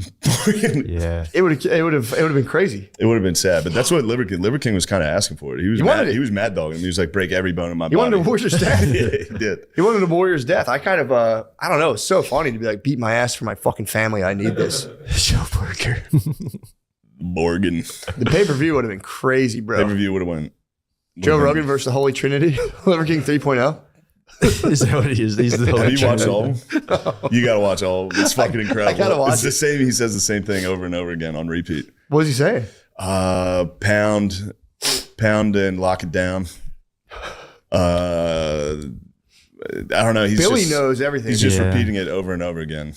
At one point, he does a Instagram live with a jug of coffee and an enema. Yeah, I saw that. A tube going from the jug into his ass, and he's in the shower like, oh, just hanging out. Like, bro. That was the only one I saw. He was doing a coffee enema. Yeah. He does a coffee enema. I did one of those myself indirectly today. I just drank a ton of coffee, went for a walk, and just fucking blasted. You're Liver King. I haven't taken creatine in a week, bro. The creatine was pumping me up. I've been on the teen pretty hard. Pause, but I swear to God, I think you guys are just fucking psyoping me. I'm not that jacked, bro. You're pretty jacked. I sent you my there's nothing Men's wrong with Warehouse pictures, right? Yes, they are so good. Awesome. So when I'm hosting the ESPYs, you got to do like promo for it. They put me in a tuxedo, and I'm like, I can't do a photo shoot. It's the most uncomfortable. So uncomfortable. They try to make you do stuff. They get you at the mothership. They'll be like, just lean against the wall. And I've escaped all mothership photos. Good. That's a good move. Lemaire came up with the best pose when they do that. What do you do? Go like this. Yeah, I hate cool I told the guy, photos, dude. please don't ever take my picture. Yeah, cool photos. And he does. He's nice about it. That's cool. He doesn't do it. Yeah. I don't mind a regular shot. Just like, hey, smile, candid. But they're like, lean against the they're wall. posting them too much. Yeah. It's the same fucking 5 people every single day. You go, hey, look at Tony again. he took a fucking tough one the other day. What happened? They hit him with the gayest photo possible. God damn it. What'd they get him with? He was like back to right behind the stage, but he had like a hand on a railing and like No. it was a tough one. No. Why'd they put that up? Because I think, is it Hassan who does it? Yeah. There's a little hateful He fuck. runs, Somebody running it. He finds wherever you look fattest and he posts it. God, That's Tommy. right. Tommy, he's That's got me several too. of Tommy where Tommy looks like he's 250 pounds. That's crazy. Got you too? It's I fucking get got nuts. to pretty bad. Hitting you guys with a fat Italian filter? Yes, yeah. With the pizza man filter. We look at Tommy Pizza looks like box. the guy Yeah. that holds up the pizza box. Yeah, it was. They gotta suss that out. There's some. I don't want to fuck with anybody's money I because somebody's know, making money on taking these pictures every day. It is right. nice having the photog, I will say. Yeah, Really? Sometimes you get a Oh nice yeah, one. but It's take a pictures nice on memory. stage. Sure. Yeah, I use those for flyers and shit. Oh yeah. Pro photos, man. You can just rip those things Yeah. and That's so right. it is useful to have. Mm-hmm. As well as the video recordings, but you That's do right. that too. This is an advertisement from BetterHelp. The help with the better. I've been so stressed with everything that is stressing me out at work. Yeah. It's been stressful. Why has it been stressful for you? There's just something going on in my personal life that's causing me anxiety. Crap. Lately, Matt has been stressing me out. No, this person's been stressing about. Lately, Matt has been stressing me out. I've been And, calling you, telling you about all my intrusive gay thoughts, and it's just like That's you're like, fucking man, I gives me can't handle this right anxiety." now, Matt. Like Shane, Anyway, no. stress is a real problem in the workplace. If it's one of the top causes of declining mental health right now. So it's probably a good idea that we all take a nice long break this summer to de-stress and recoup. You know? I like that. And if you want to go the extra mile and really start taking care of you, schedule a therapy session. I'm a big fan of therapy. Yeah. It has taught me to feel comfortable. My parents sent me to a camp when I was little, and they caught me with the Muscle magazine. No, I gave them and now you're like, everyone can benefit, whether you're stressed about deadlines or working through a major trauma. Matt, what's a major trauma you've had? Oh man. Let me think about one. My brothers used to like beat me up and stuff. That's not major. I wouldn't say that was major, Yeah. but I don't know. I don't Maybe you should go talk to somebody about that. I should actually. Fucking brother beat my ass. Kick my fucking ass. Getting a session is simpler than ever. Getting a session is simpler than ever. Just use BetterHelp. You can start chatting with a professional therapist in only a few clicks. And even switch therapists whenever you want, which is fucking sick for a session. You can go, actually, next. Plus, the largest online therapy provider in the world, BetterHelp can provide access to mental health professionals and a diverse variety of expertise. I kind of use it like chat roulette, personally. Our listeners, Matt, you're not going to believe this. Our listeners get 10% off their first month at betterhelp.com/MSSP. That's betterhelp.com/MSSP. Hey guys, hey, real quick, I just wanted to tell you, I have a big show coming up in Atlantic City. It's in Ocean Casino, Atlantic City, August 18th. The tickets are on my website, mattmccusker.com. Could be the biggest show of my life. And I'll be in the area at the beach for that week, which will be pretty sick and Brigantine. But guys, please come to the show. This is going to be a huge one. And, if I fail to sell tickets, I'll be pretty bucked up. So please come. Ocean Casino, August 18th. It'll be a good time. No, it's not 16th. It's 18th, man. Check your phone, fool. What is it? August 16th. Is it the 16th? Yeah. It's August 16th, motherfucker. Now I'm finna break her off just for being a good girl. Guys, thank you so much. Please, August 16th. My bad. It is August 16th, not August 18th. Thank you guys. Atlantic City, please come. I'm going to try to do a bunch of new stuff. Come on. How's your How's your taping? Dude, it was so sick. Yeah. Such a pressure cooker, man. I brought my whole family with me like a fucking dumbass. Insane move. Crazy fucking move, dude. Yeah. Brought wife, obviously, I'm not going to get into detail, but it was like the unfun half of the month going on there. We brought our brought a babysitter with us. ×2. So I was rocking with, my wife got sick right away. So I had a sick wife. It was hell. Obviously. It was crazy. Yeah, she was sick. My wife has It was a huge weekend for me. Oh, I'm sick and mean. Oh, all right. This is the most important weekend of my life. Well, my stomach hurts. Great. She had like 101 fever, dude. She had a 101. Just is in there, just like, oh, good luck. I was like, Jesus Christ. Nice. Yeah, it was. But you champed it. Then she champed it and came out to the one show. You champed it too. You were so mellow the whole time. Bro, I was more nervous than you were. I was going to freak out. I was freaking out leading up to it. I told you when I freaked out. Dude, it's fucking 3 days beforehand. Perfectly normal freak out. It was, yeah, true. It was actually, I'm happy I kind of did. I actually connected to some sort of normal set of feelings, but I was like, just sitting there in my office being like, should I switch this to the third person from the first? This is a book I've been trying to write for like 9 years. Oh, dude, that'd be sick going third person. And then he saw his wife. I just had and I was like, wait a second, I have to prepare for this special and I haven't performed in 3 weeks. And I was like, what the fuck am I doing? And I just literally walked to Nando's and just got wings. And I knew I wasn't hungry. I was like, I'm eating for comfort. You're following my path. I literally did. You're following my absolute freak I literally out path. did. I was complete. I got to change everything. You know what? I'm going to eat wings. I'm good. I texted you right away. I was like, it made me laugh. I sat on the thing and I was like, this is exactly what he does. And I was eating them outside in the heat and just sweat stinging my eyes. And as I got more full, I was like, I feel okay now. Yeah, you got to get sick and hot. And then you go, all right, I'm ready to go on stage. And I felt much better. And then I got it together, but I was still nervous because I had to do shows at the Hollywood Improv. Of course, it's uncomfortable. They're going to bring, there's like a small room. Like, we're going to bring a bunch of people out from the industry. I'm like, great. Thanks. Great. So then I at least got to perform at the mothership. I ran it. I was like, all right, I still remember it. That's good. Did the improv. It was cool.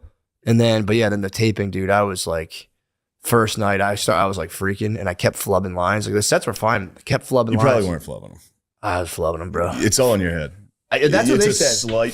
It was a slight fuck up, and in your head, you're like, at one point, I literally did. It was kind of funny. I was like, start over. And it was fun. But the one I did flub so bad. A couple I did. And then, so the first night, they were like, yeah, it's good. We got it. And I was like, I didn't love any of the sets. I was like, fine enough. And then the second night leading up to it, I literally cracked my head on a camera. Dude. And you know what was funny though? Because I was like going in the second night, the whole thing, especially when it's like, I don't know if you ever dealt with this, when like you see the whole camera setup and you're like, all these people are here to film me. You're like, I'm going to fucking blow it, dude. Yeah. I was like just bugging out. I was like, I'm in over my head. Fuck. But then when I hit my head, they were like just trying to fix it. It was like literally a bleeding wound. So they had to put liquid bandage on it and just cover it with makeup to try for continuity. You should have kept the blood. Just occasionally have an edit where your face just covered in blood. Yeah. I would have been kind of sick. That would have been awesome. Especially because they would kind of play with the intro too. But the one thing I want to do is put myself in the audience. That would be nasty. Like over and over again, laughing, just in different outfits. That's so funny. Why don't you do that? That's awesome. That's so funny. That's so good. Maybe this one. If this one's not good, I'll do something weird. AI the audience so that it's just you. I'll do something goofy. True. That's what I had to do. No, that's not true. I'm kidding. Dude, so then I'm like, the second night is like, all right, you have to nail it this night. Like all this fucking hoopla to film it. And then I was sitting backstage and just the fact that I had cracked my head on a camera was like weirdly reassuring. I was like, dude, you're literally a dumbass. Like, stop worrying about anything. You're just a dumb moron. You cracked your head the day before. I was like doing jumps too because they're like, just for like alternate takes, I was like jumping off the stage, clearing, trying to like clear people at a table. I was how high I want to be. They were really big jumps. You're fucking on roids. You're doing crazy shit. He jumped so far too. Bro, it was so far. They were like, you gotta stop. You get twisted ankle, you ruin the whole thing. And I was like, I don't care. Like I'm gonna jump as high as I can. I want to break every bone in front of my family.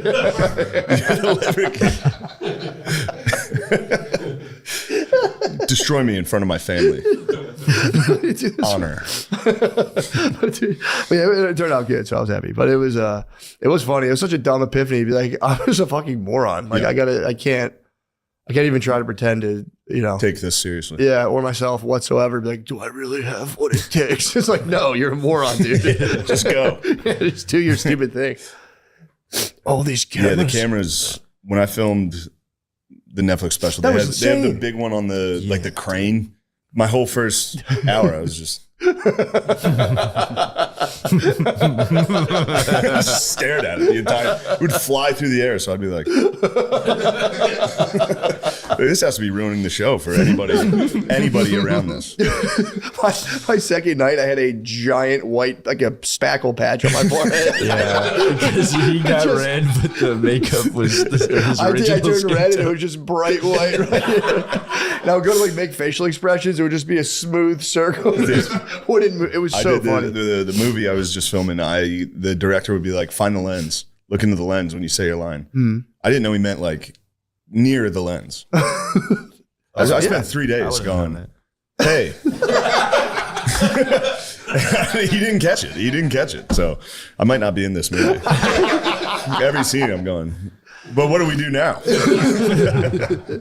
Like it was SNL. Straight, I was directly into the lens every single day. And then, dude, they can just edit your eyes now. The shit now, the effects are crazy. I eventually, like day 4 of staring into the lens, I was like, when you say at the, he's like, no, don't look into the lens. I was like, I got bad news for you.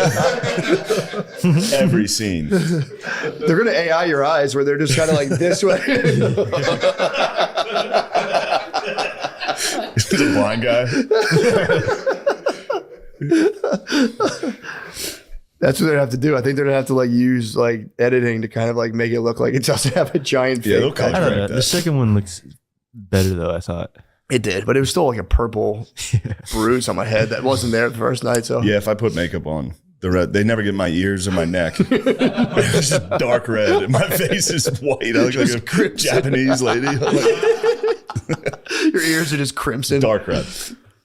Yeah, man, it was sick. It was a lot of fun. That was so much But fun. I'm fucking wiped, dude. I'm dead. It was a whole week. We did a whole week out there, and I would just get woken up at like 7 o'clock by my kids. So I'd be out doing that, wake up early. I was running on literally fumes the whole time. I was like, the whole time I'm like, I'm such a fucking idiot. This is the worst way you can possibly do this. It was great, our though. Airbnb was filthy. The second frat one, house. it was a frat house, dude. Oh no, it was disgusting. I got like a cold from it, I think, because they had air pure. The place, dude, they didn't clean it. Like there was like cans next to one of the beds, just like wine coolers and a pack of peanut M&Ms just laying there. It's like, dude, I get it if you don't like hit all the nooks and crannies, but you guys don't even. Dude, we look. bought the house my family and I bought in the Poconos. It was filled with trash. Was it really? Yeah, I lifted up the couch. There were like beer cans and condoms and shit. I was like, this is what the fuck is this? Oh, they're probably Planet Pocono strippers too. Yeah. Ugh, yeah. This was for real bachelor party heaven. It was like just filthy. It had a cool stereo room with like just like Spencer's gift card lights. It was like so fucking dumb. The whole and it was for that real. would be dumb, wouldn't it?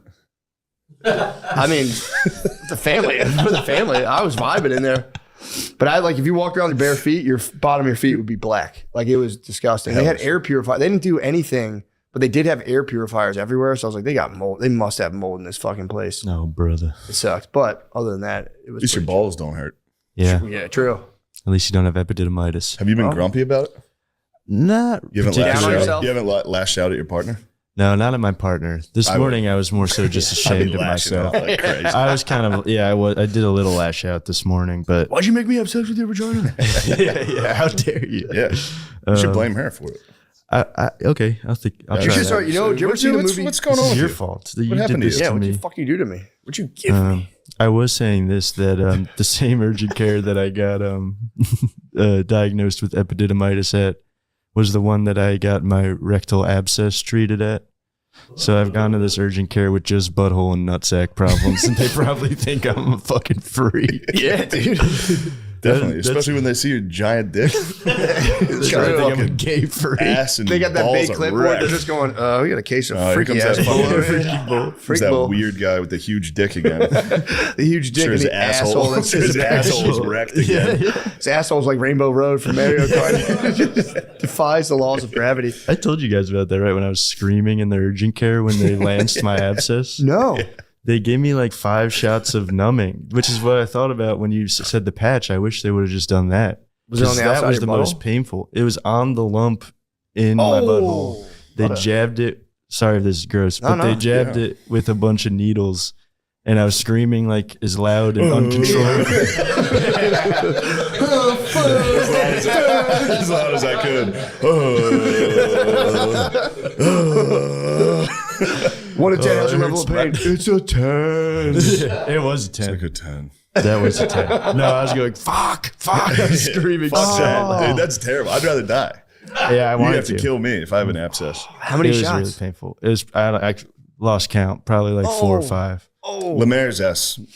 His popped on It's its probably own. my favorite. It's my favorite thing that's ever happened. I had to. Bubble? Yeah, His bubble exploding and stinking up an entire urgent care. His ass fucking bubble exploded. Oh my God. I would fucking hate you. If I was in that room, I'd still hate you. That'd be a nice episode of think about House. it every day. I think an episode of House come in like, some black guy's ass exploded. That's a black ass explosion, guys. Move over. I got this. Oh, man. It hurts my testy to laugh. It hurts your balls to laugh. Oh, no. Just rob me of the Squat's down, dude. I got the bust down on right now. True. Your head's fucked. True. Yeah, who would have thought that this lifestyle would lead us to severe health issues? I did have kind of a panic attack in my car. I haven't microdosed in a while, and it hit me this morning like a ton of bricks. I was driving over here, and like my pinky was touching my ring finger. I just didn't like it. I was like, I don't like the way my pinky feels on my ring finger. Yeah, I guess that bothers me now that you mentioned it. Dude, it was killing me. Yeah, that would bother me. I was like, my hands started feeling fuzzy. I was like, I'm gonna die. Fuck, this sucks. I finally overdid it. The Cali weed was freaking me out. Yeah. After the first night of your taping, I was like, dude, I everybody dropped fucking Sean off at hates the me. wrong hotel. Oh, yeah. I was so high after maybe the Thursday show, I think. Yeah. And it was like a mall, so there's a bunch of hotels, and we just stopped at a hotel, and I was so high, I was like, all right, see you, Matt. And I got out, and I just smoked a cigarette out front of it for like 5-10 minutes before I realized that I was in the wrong place. I was driving away being like, dude, I can't believe I navigated right back to the right hotel. I didn't even use my phone. I was like, that was pretty good. And he called, I was at a light, and he called me like, dude, I'm at the wrong hotel. I was like, fuck. Being fucked up and trying to get into a hotel is, I've done it 10,000 times, dude. Every 10,000 hours. Every check-in, I'll be like, I left my key in my room. How's you guys' night going? You have any water? The worst one was, I was in a K-hole. Oh. Yeah. Lord. Oh, yeah. And I was like, I can't move. I got to sit in the lobby. I can't walk. Oh, no. And then Kreischer showed up and was like, you can walk. And I easily could walk. Whoa. I could have walked the whole time. I sat in the lobby like. You might be the best person in the world to be like, you can walk through a K-hole. Trust me, I've been 40 K-holes. Get up, Shane. Yeah, going to the wrong. Get up. You can do it. He might be the Blue Knight, dude. He could be the Blue Knight. He could. God. Dilly. That's so funny. He was like, you just laid there? Yeah, I was sitting in a chair in the lobby in front of the desk. Everyone was just kind of like, damn. all right, this guy's chilling. Oh, that's not bad. Yeah, I was basically a homeless guy. Just came in and sat. And everyone was like, all right, I guess he's doing something. Sat there for at least an hour. Did you try to I guess you went on your phone? Or what did you do? No, I was laid there. literally on ketamine. Oh, you were fucked. For an hour. Were you drinking on the ketamine too? I need help. Yeah. Oh, man. Yeah, that's a heavy depressant. Depressant It was dissociative. pretty nice. It went That's away. cool. That's It went chill. away quick. It's literally as soon as he Like was an like, hour? you can walk. I was like, oh, all right. Turns out I can. Yeah. Sick. Yeah, I've heard of people thinking they were doing coke, and it turns out it's ketamine, and just being like, "What the fuck?" You would have to do a pretty. It was you'd have liquid. to- yes. They said they thought it was liquid cocaine. That's what I had. I had the nasal spray. That's what happened. The prescription nasal ketamine. Yeah. How do you get your hands on that? What's it prescribed for? I don't know. You can Depression? get it online, dude. You can get Yeah, you can get ketamine pretty easy, I think. Yeah. Through a doctor. Interesting. Verified. You can get lozenges. You can get I never did it. You can It's Sounds I kind of can fun. get it for you if you want. it's not that fun. Stick to blow. All right. If you say so. If you say so. Fine, I guess I have to now. It's either this or ketamine, so I had to do one. Sure, you gotta stick to the company culture. We don't want internal problems. Okay. Sean, just come to our attention. You've stopped doing cocaine. We need Sean, you've been sober for a week? We need to talk about this. We don't like that. Yeah. Lemise got to witness me and the Okan man have a true battle. Do you want to step in, Lemise? Yeah, let's get Lemise in here for this because. May I pee real quick? Yeah. Right back. I'll just hold it down. No, motherfucker, hold down the arc. This doesn't even plug into anything. Hey, Lemaire. Hello. How are you? I'm good, dude. I'm feeling all right. I feel pretty good. Yeah. Slept nice. I had a nice sleep myself. Yeah. I slept like 10 hours. Oh, that's beast. Fucking dude. great. 10 hours is good. Yeah. And I woke up like right when I had to wake up. Yeah. You know what I mean? Yeah. Wasn't like You 8 didn't even a.m. need an alarm? I did have an alarm. yeah. No, I woke up before the alarm. Sweet. But it was usually I wake up and I'm like, fuck, it's so early. I check, it's like 8 a.m., Yeah. 7 a.m. Yeah. 10 a.m. today. Perfect. Dude, that going back to sleep when you wake up early is the worst. Like, it's the most risky sleep in the world. It is because you feel good the first time when you wake up when it's early. You go, I could get up now if I wanted, but I might as well sleep for 3 more hours. And then you sleep for 3 hours, you wake up like, oh, shit. Why did I do that? Man, you're talking about that at the bar, the hangover sleep. That shit rocks. Yeah. When you wake up at fucking 9 and you're like, I'm so hungover, and then you sleep until 1 and you go, I got away with that. I can't believe I got away with that one. The Okan man must be dead. Today too. He must literally be dead. Yeah. I didn't know how bad he was. He was Me and the Okan man argued for 7 hours. Oh God. Politics. Straight. 7 hours straight. Well, was it like Iran stuff, kind of? Sure. It was everything. Okay. But it just kept going back to Donald Trump's a giant piece of shit. And then we were screaming, arguing. Every time he would say something, I'd be like, we can look that up. And I guarantee you, it happened like 5 different times where he said something. And then I would look it up and go, this didn't happen. And he would go, that's not what I meant. And then he would change the argument. Oh, no. It was crazy. The one I remember was he was like, popular vote means winning 50%. Yeah, more than 50%. Yeah, more than 50%. And I was like, no, it doesn't. Yeah, he's popular vote's just the total vote. And he was like, no, it's not. I didn't know that either. Then you pulled it Trump up. won the popular vote. Yeah. For the Republican won the popular vote for the first time in forever. I thought I was like a landslide the last one. For a Republican, that was a landslide, yeah. It was about 2 But million. it was nice to look up and go, see? And he was like, dude's best feeling in the world. Googling something in the middle of an argument. he kind of the reverse happened to me and him before when I fell down in the airport at JFK. We were having a long argument. I ended up falling down. I lost the argument. Yeah, true. This time it was Chris. Fell? So we're sitting there for so long arguing, and I was like, man, Chris is fucking. At one point, I had to be like, watch how you're talking to me. Yeah. Like, this is crazy. He was screaming. He did say, all right, my bad on that. Yeah. It was full. And then Lemaire agreed with me on something. He was like, oh, of course, you fucking suck his fucking dick. Fucking ball wash him. It was like, Lemaire never does that. Lemaire disagrees with everything I say. He literally does. Yeah, he's a cocksucker. But he was like mad at Lemaire. Then he got mad. Then he stood up and fell over a chair. He kept his balance, but as soon as he stood up, I was like, oh, all right. Yeah. And then he came I back was like, and I called forgive me. you. And then he called Nate for way too long. He kept talking to me. What do you call you for, Nate? Well, Nate sold us out. Nate sold us out, yeah. Nate sold us out, and then you left Lemaire in a very uncomfortable spot. If Lemaire's here, if Lemaire's around me without you guys, it's very weird. What happens? He's just as quiet, and like when he lived with me, he would just walk through the house. Yeah. Like, hey, Shane, and leave. I don't want to activate you. Yeah, you were around for some tough ones. I'd be hungover. I'd be like, get the fuck out of my house. He's so quiet around. Oh, great. You again. What the fuck, dude? I keep thinking about the plane. The plane, that was fun. Getting drunk on the plane. To be like, whatever. Yeah, on the way there, you're terrified of flying. When you're sober. Way back, you have 4 drinks. You're like, kill me. Kill me right now. I don't give a fuck. I'll beat God's ass for this. Right when I get to the pearly gates, I'm sprinting into his house. You motherfucker. You gonna fucking kill me in a plane? You fucking bitch. I was doing stuff.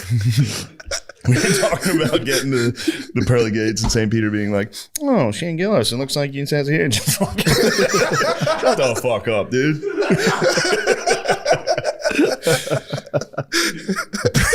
Like God lives in a townhouse. He's running through his screen door while he's watching TV. Just you fucking bitch. Why'd you kill me on a plane? What if you went there? He's like, Shane, you are my strongest angel. He's like, yeah, I figured as much. Yeah, I knew. That's why I beat the shit out of St. Peter like that. The fuck, dude? Yeah, St. Peter's kind of, excuse my French, Lord, a bitch. Whoa. What the fuck are you You're talking about the dude? rock of the church, dude. Yeah, what the hell are you talking about? I mean, dude, the rock of the church is Jesus, but like, that's just my idea. No, Jesus is the fucking church. Jesus is the body of the church. Peter's a rock. Peter's the rock that it's built upon. Yeah. Come on, man. It's not as sophisticated as Paul, but wait, his Peter actions. lied, or Peter fucking Peter denied him. What would Peter you have denied done, dude? Jesus. You're about to get crucified We're gonna upside down, fucking man. cut your Stop head talking off. shit. He's like, I don't even know that fucking guy. Dude, the imminent And threat. everyone's just like, oh, all right. Yeah. Like, we saw you hanging out with him every day. Nah. I hated him too. I'm Judas. I've been reading about the Desert Fathers. Did you ever get down with those guys? No. Dude, there was these guys in like, I think the 4th century who once, I think Constantine was a guy who like made it the Roman, Roman Catholic Church, whatever the official religion. There were these guys that were just already Catholics or Christians that were like, fuck this. They're like, this is not good. They just went to the desert and just fucking got mainstream. You got too mainstream. Dude, I like the Old Testament. Yeah, for all these new fans suck. Yeah, for real. They were like, sell out. And then they went out. They knew, because I think the guy was like using it for battles. He was like, he saw the sun split into a silver cross and he had the dream. These guys that were like, I guess like, hermits or like in a monastery were like, fuck, this is not what we're doing here. What the hell? We're not supposed to use our stuff for Roman battles. They're like, God damn it. So they just went to the desert and they just like. I should have talked about punching God. Dude, he knows you're kidding. He knows I'm joking around. You do it all. But now I'm definitely going to die in a fucking plane crash. No, he knows. Fuck. It's going to be so scary. That would be. It's going to be so scary. God is in a townhouse. He's like, you think God you can beat me up, motherfucker? Like, fucking show up then. Pull up then. You were going to start over from the beginning of evolution now. Jerk. God sitting in a chair like this. Smashing the button. You're going to get a call like, Shane, how do you feel about doing a show this weekend, actually? Like, yeah, it was it's tight. They just went to the desert and just fucking They were vibed asking out. me to go to the Middle East soon. What? What? Where? Why? Saudi Arabia and UAE or Dubai. Dubai?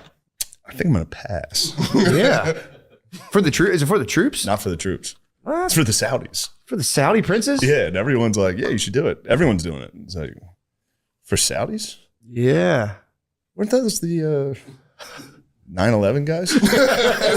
So I thought. Aren't they exactly the 9/11 guys? It was Iran, wasn't it? Yeah. It's all been Iran this whole time. Convenient. Fucking Iran. Hello, everybody. That concludes this week's regular episode. If you'd like to hear the rest, please join us on Patreon. Patreon.com/MSSecretPod. Thank you. Have a great week.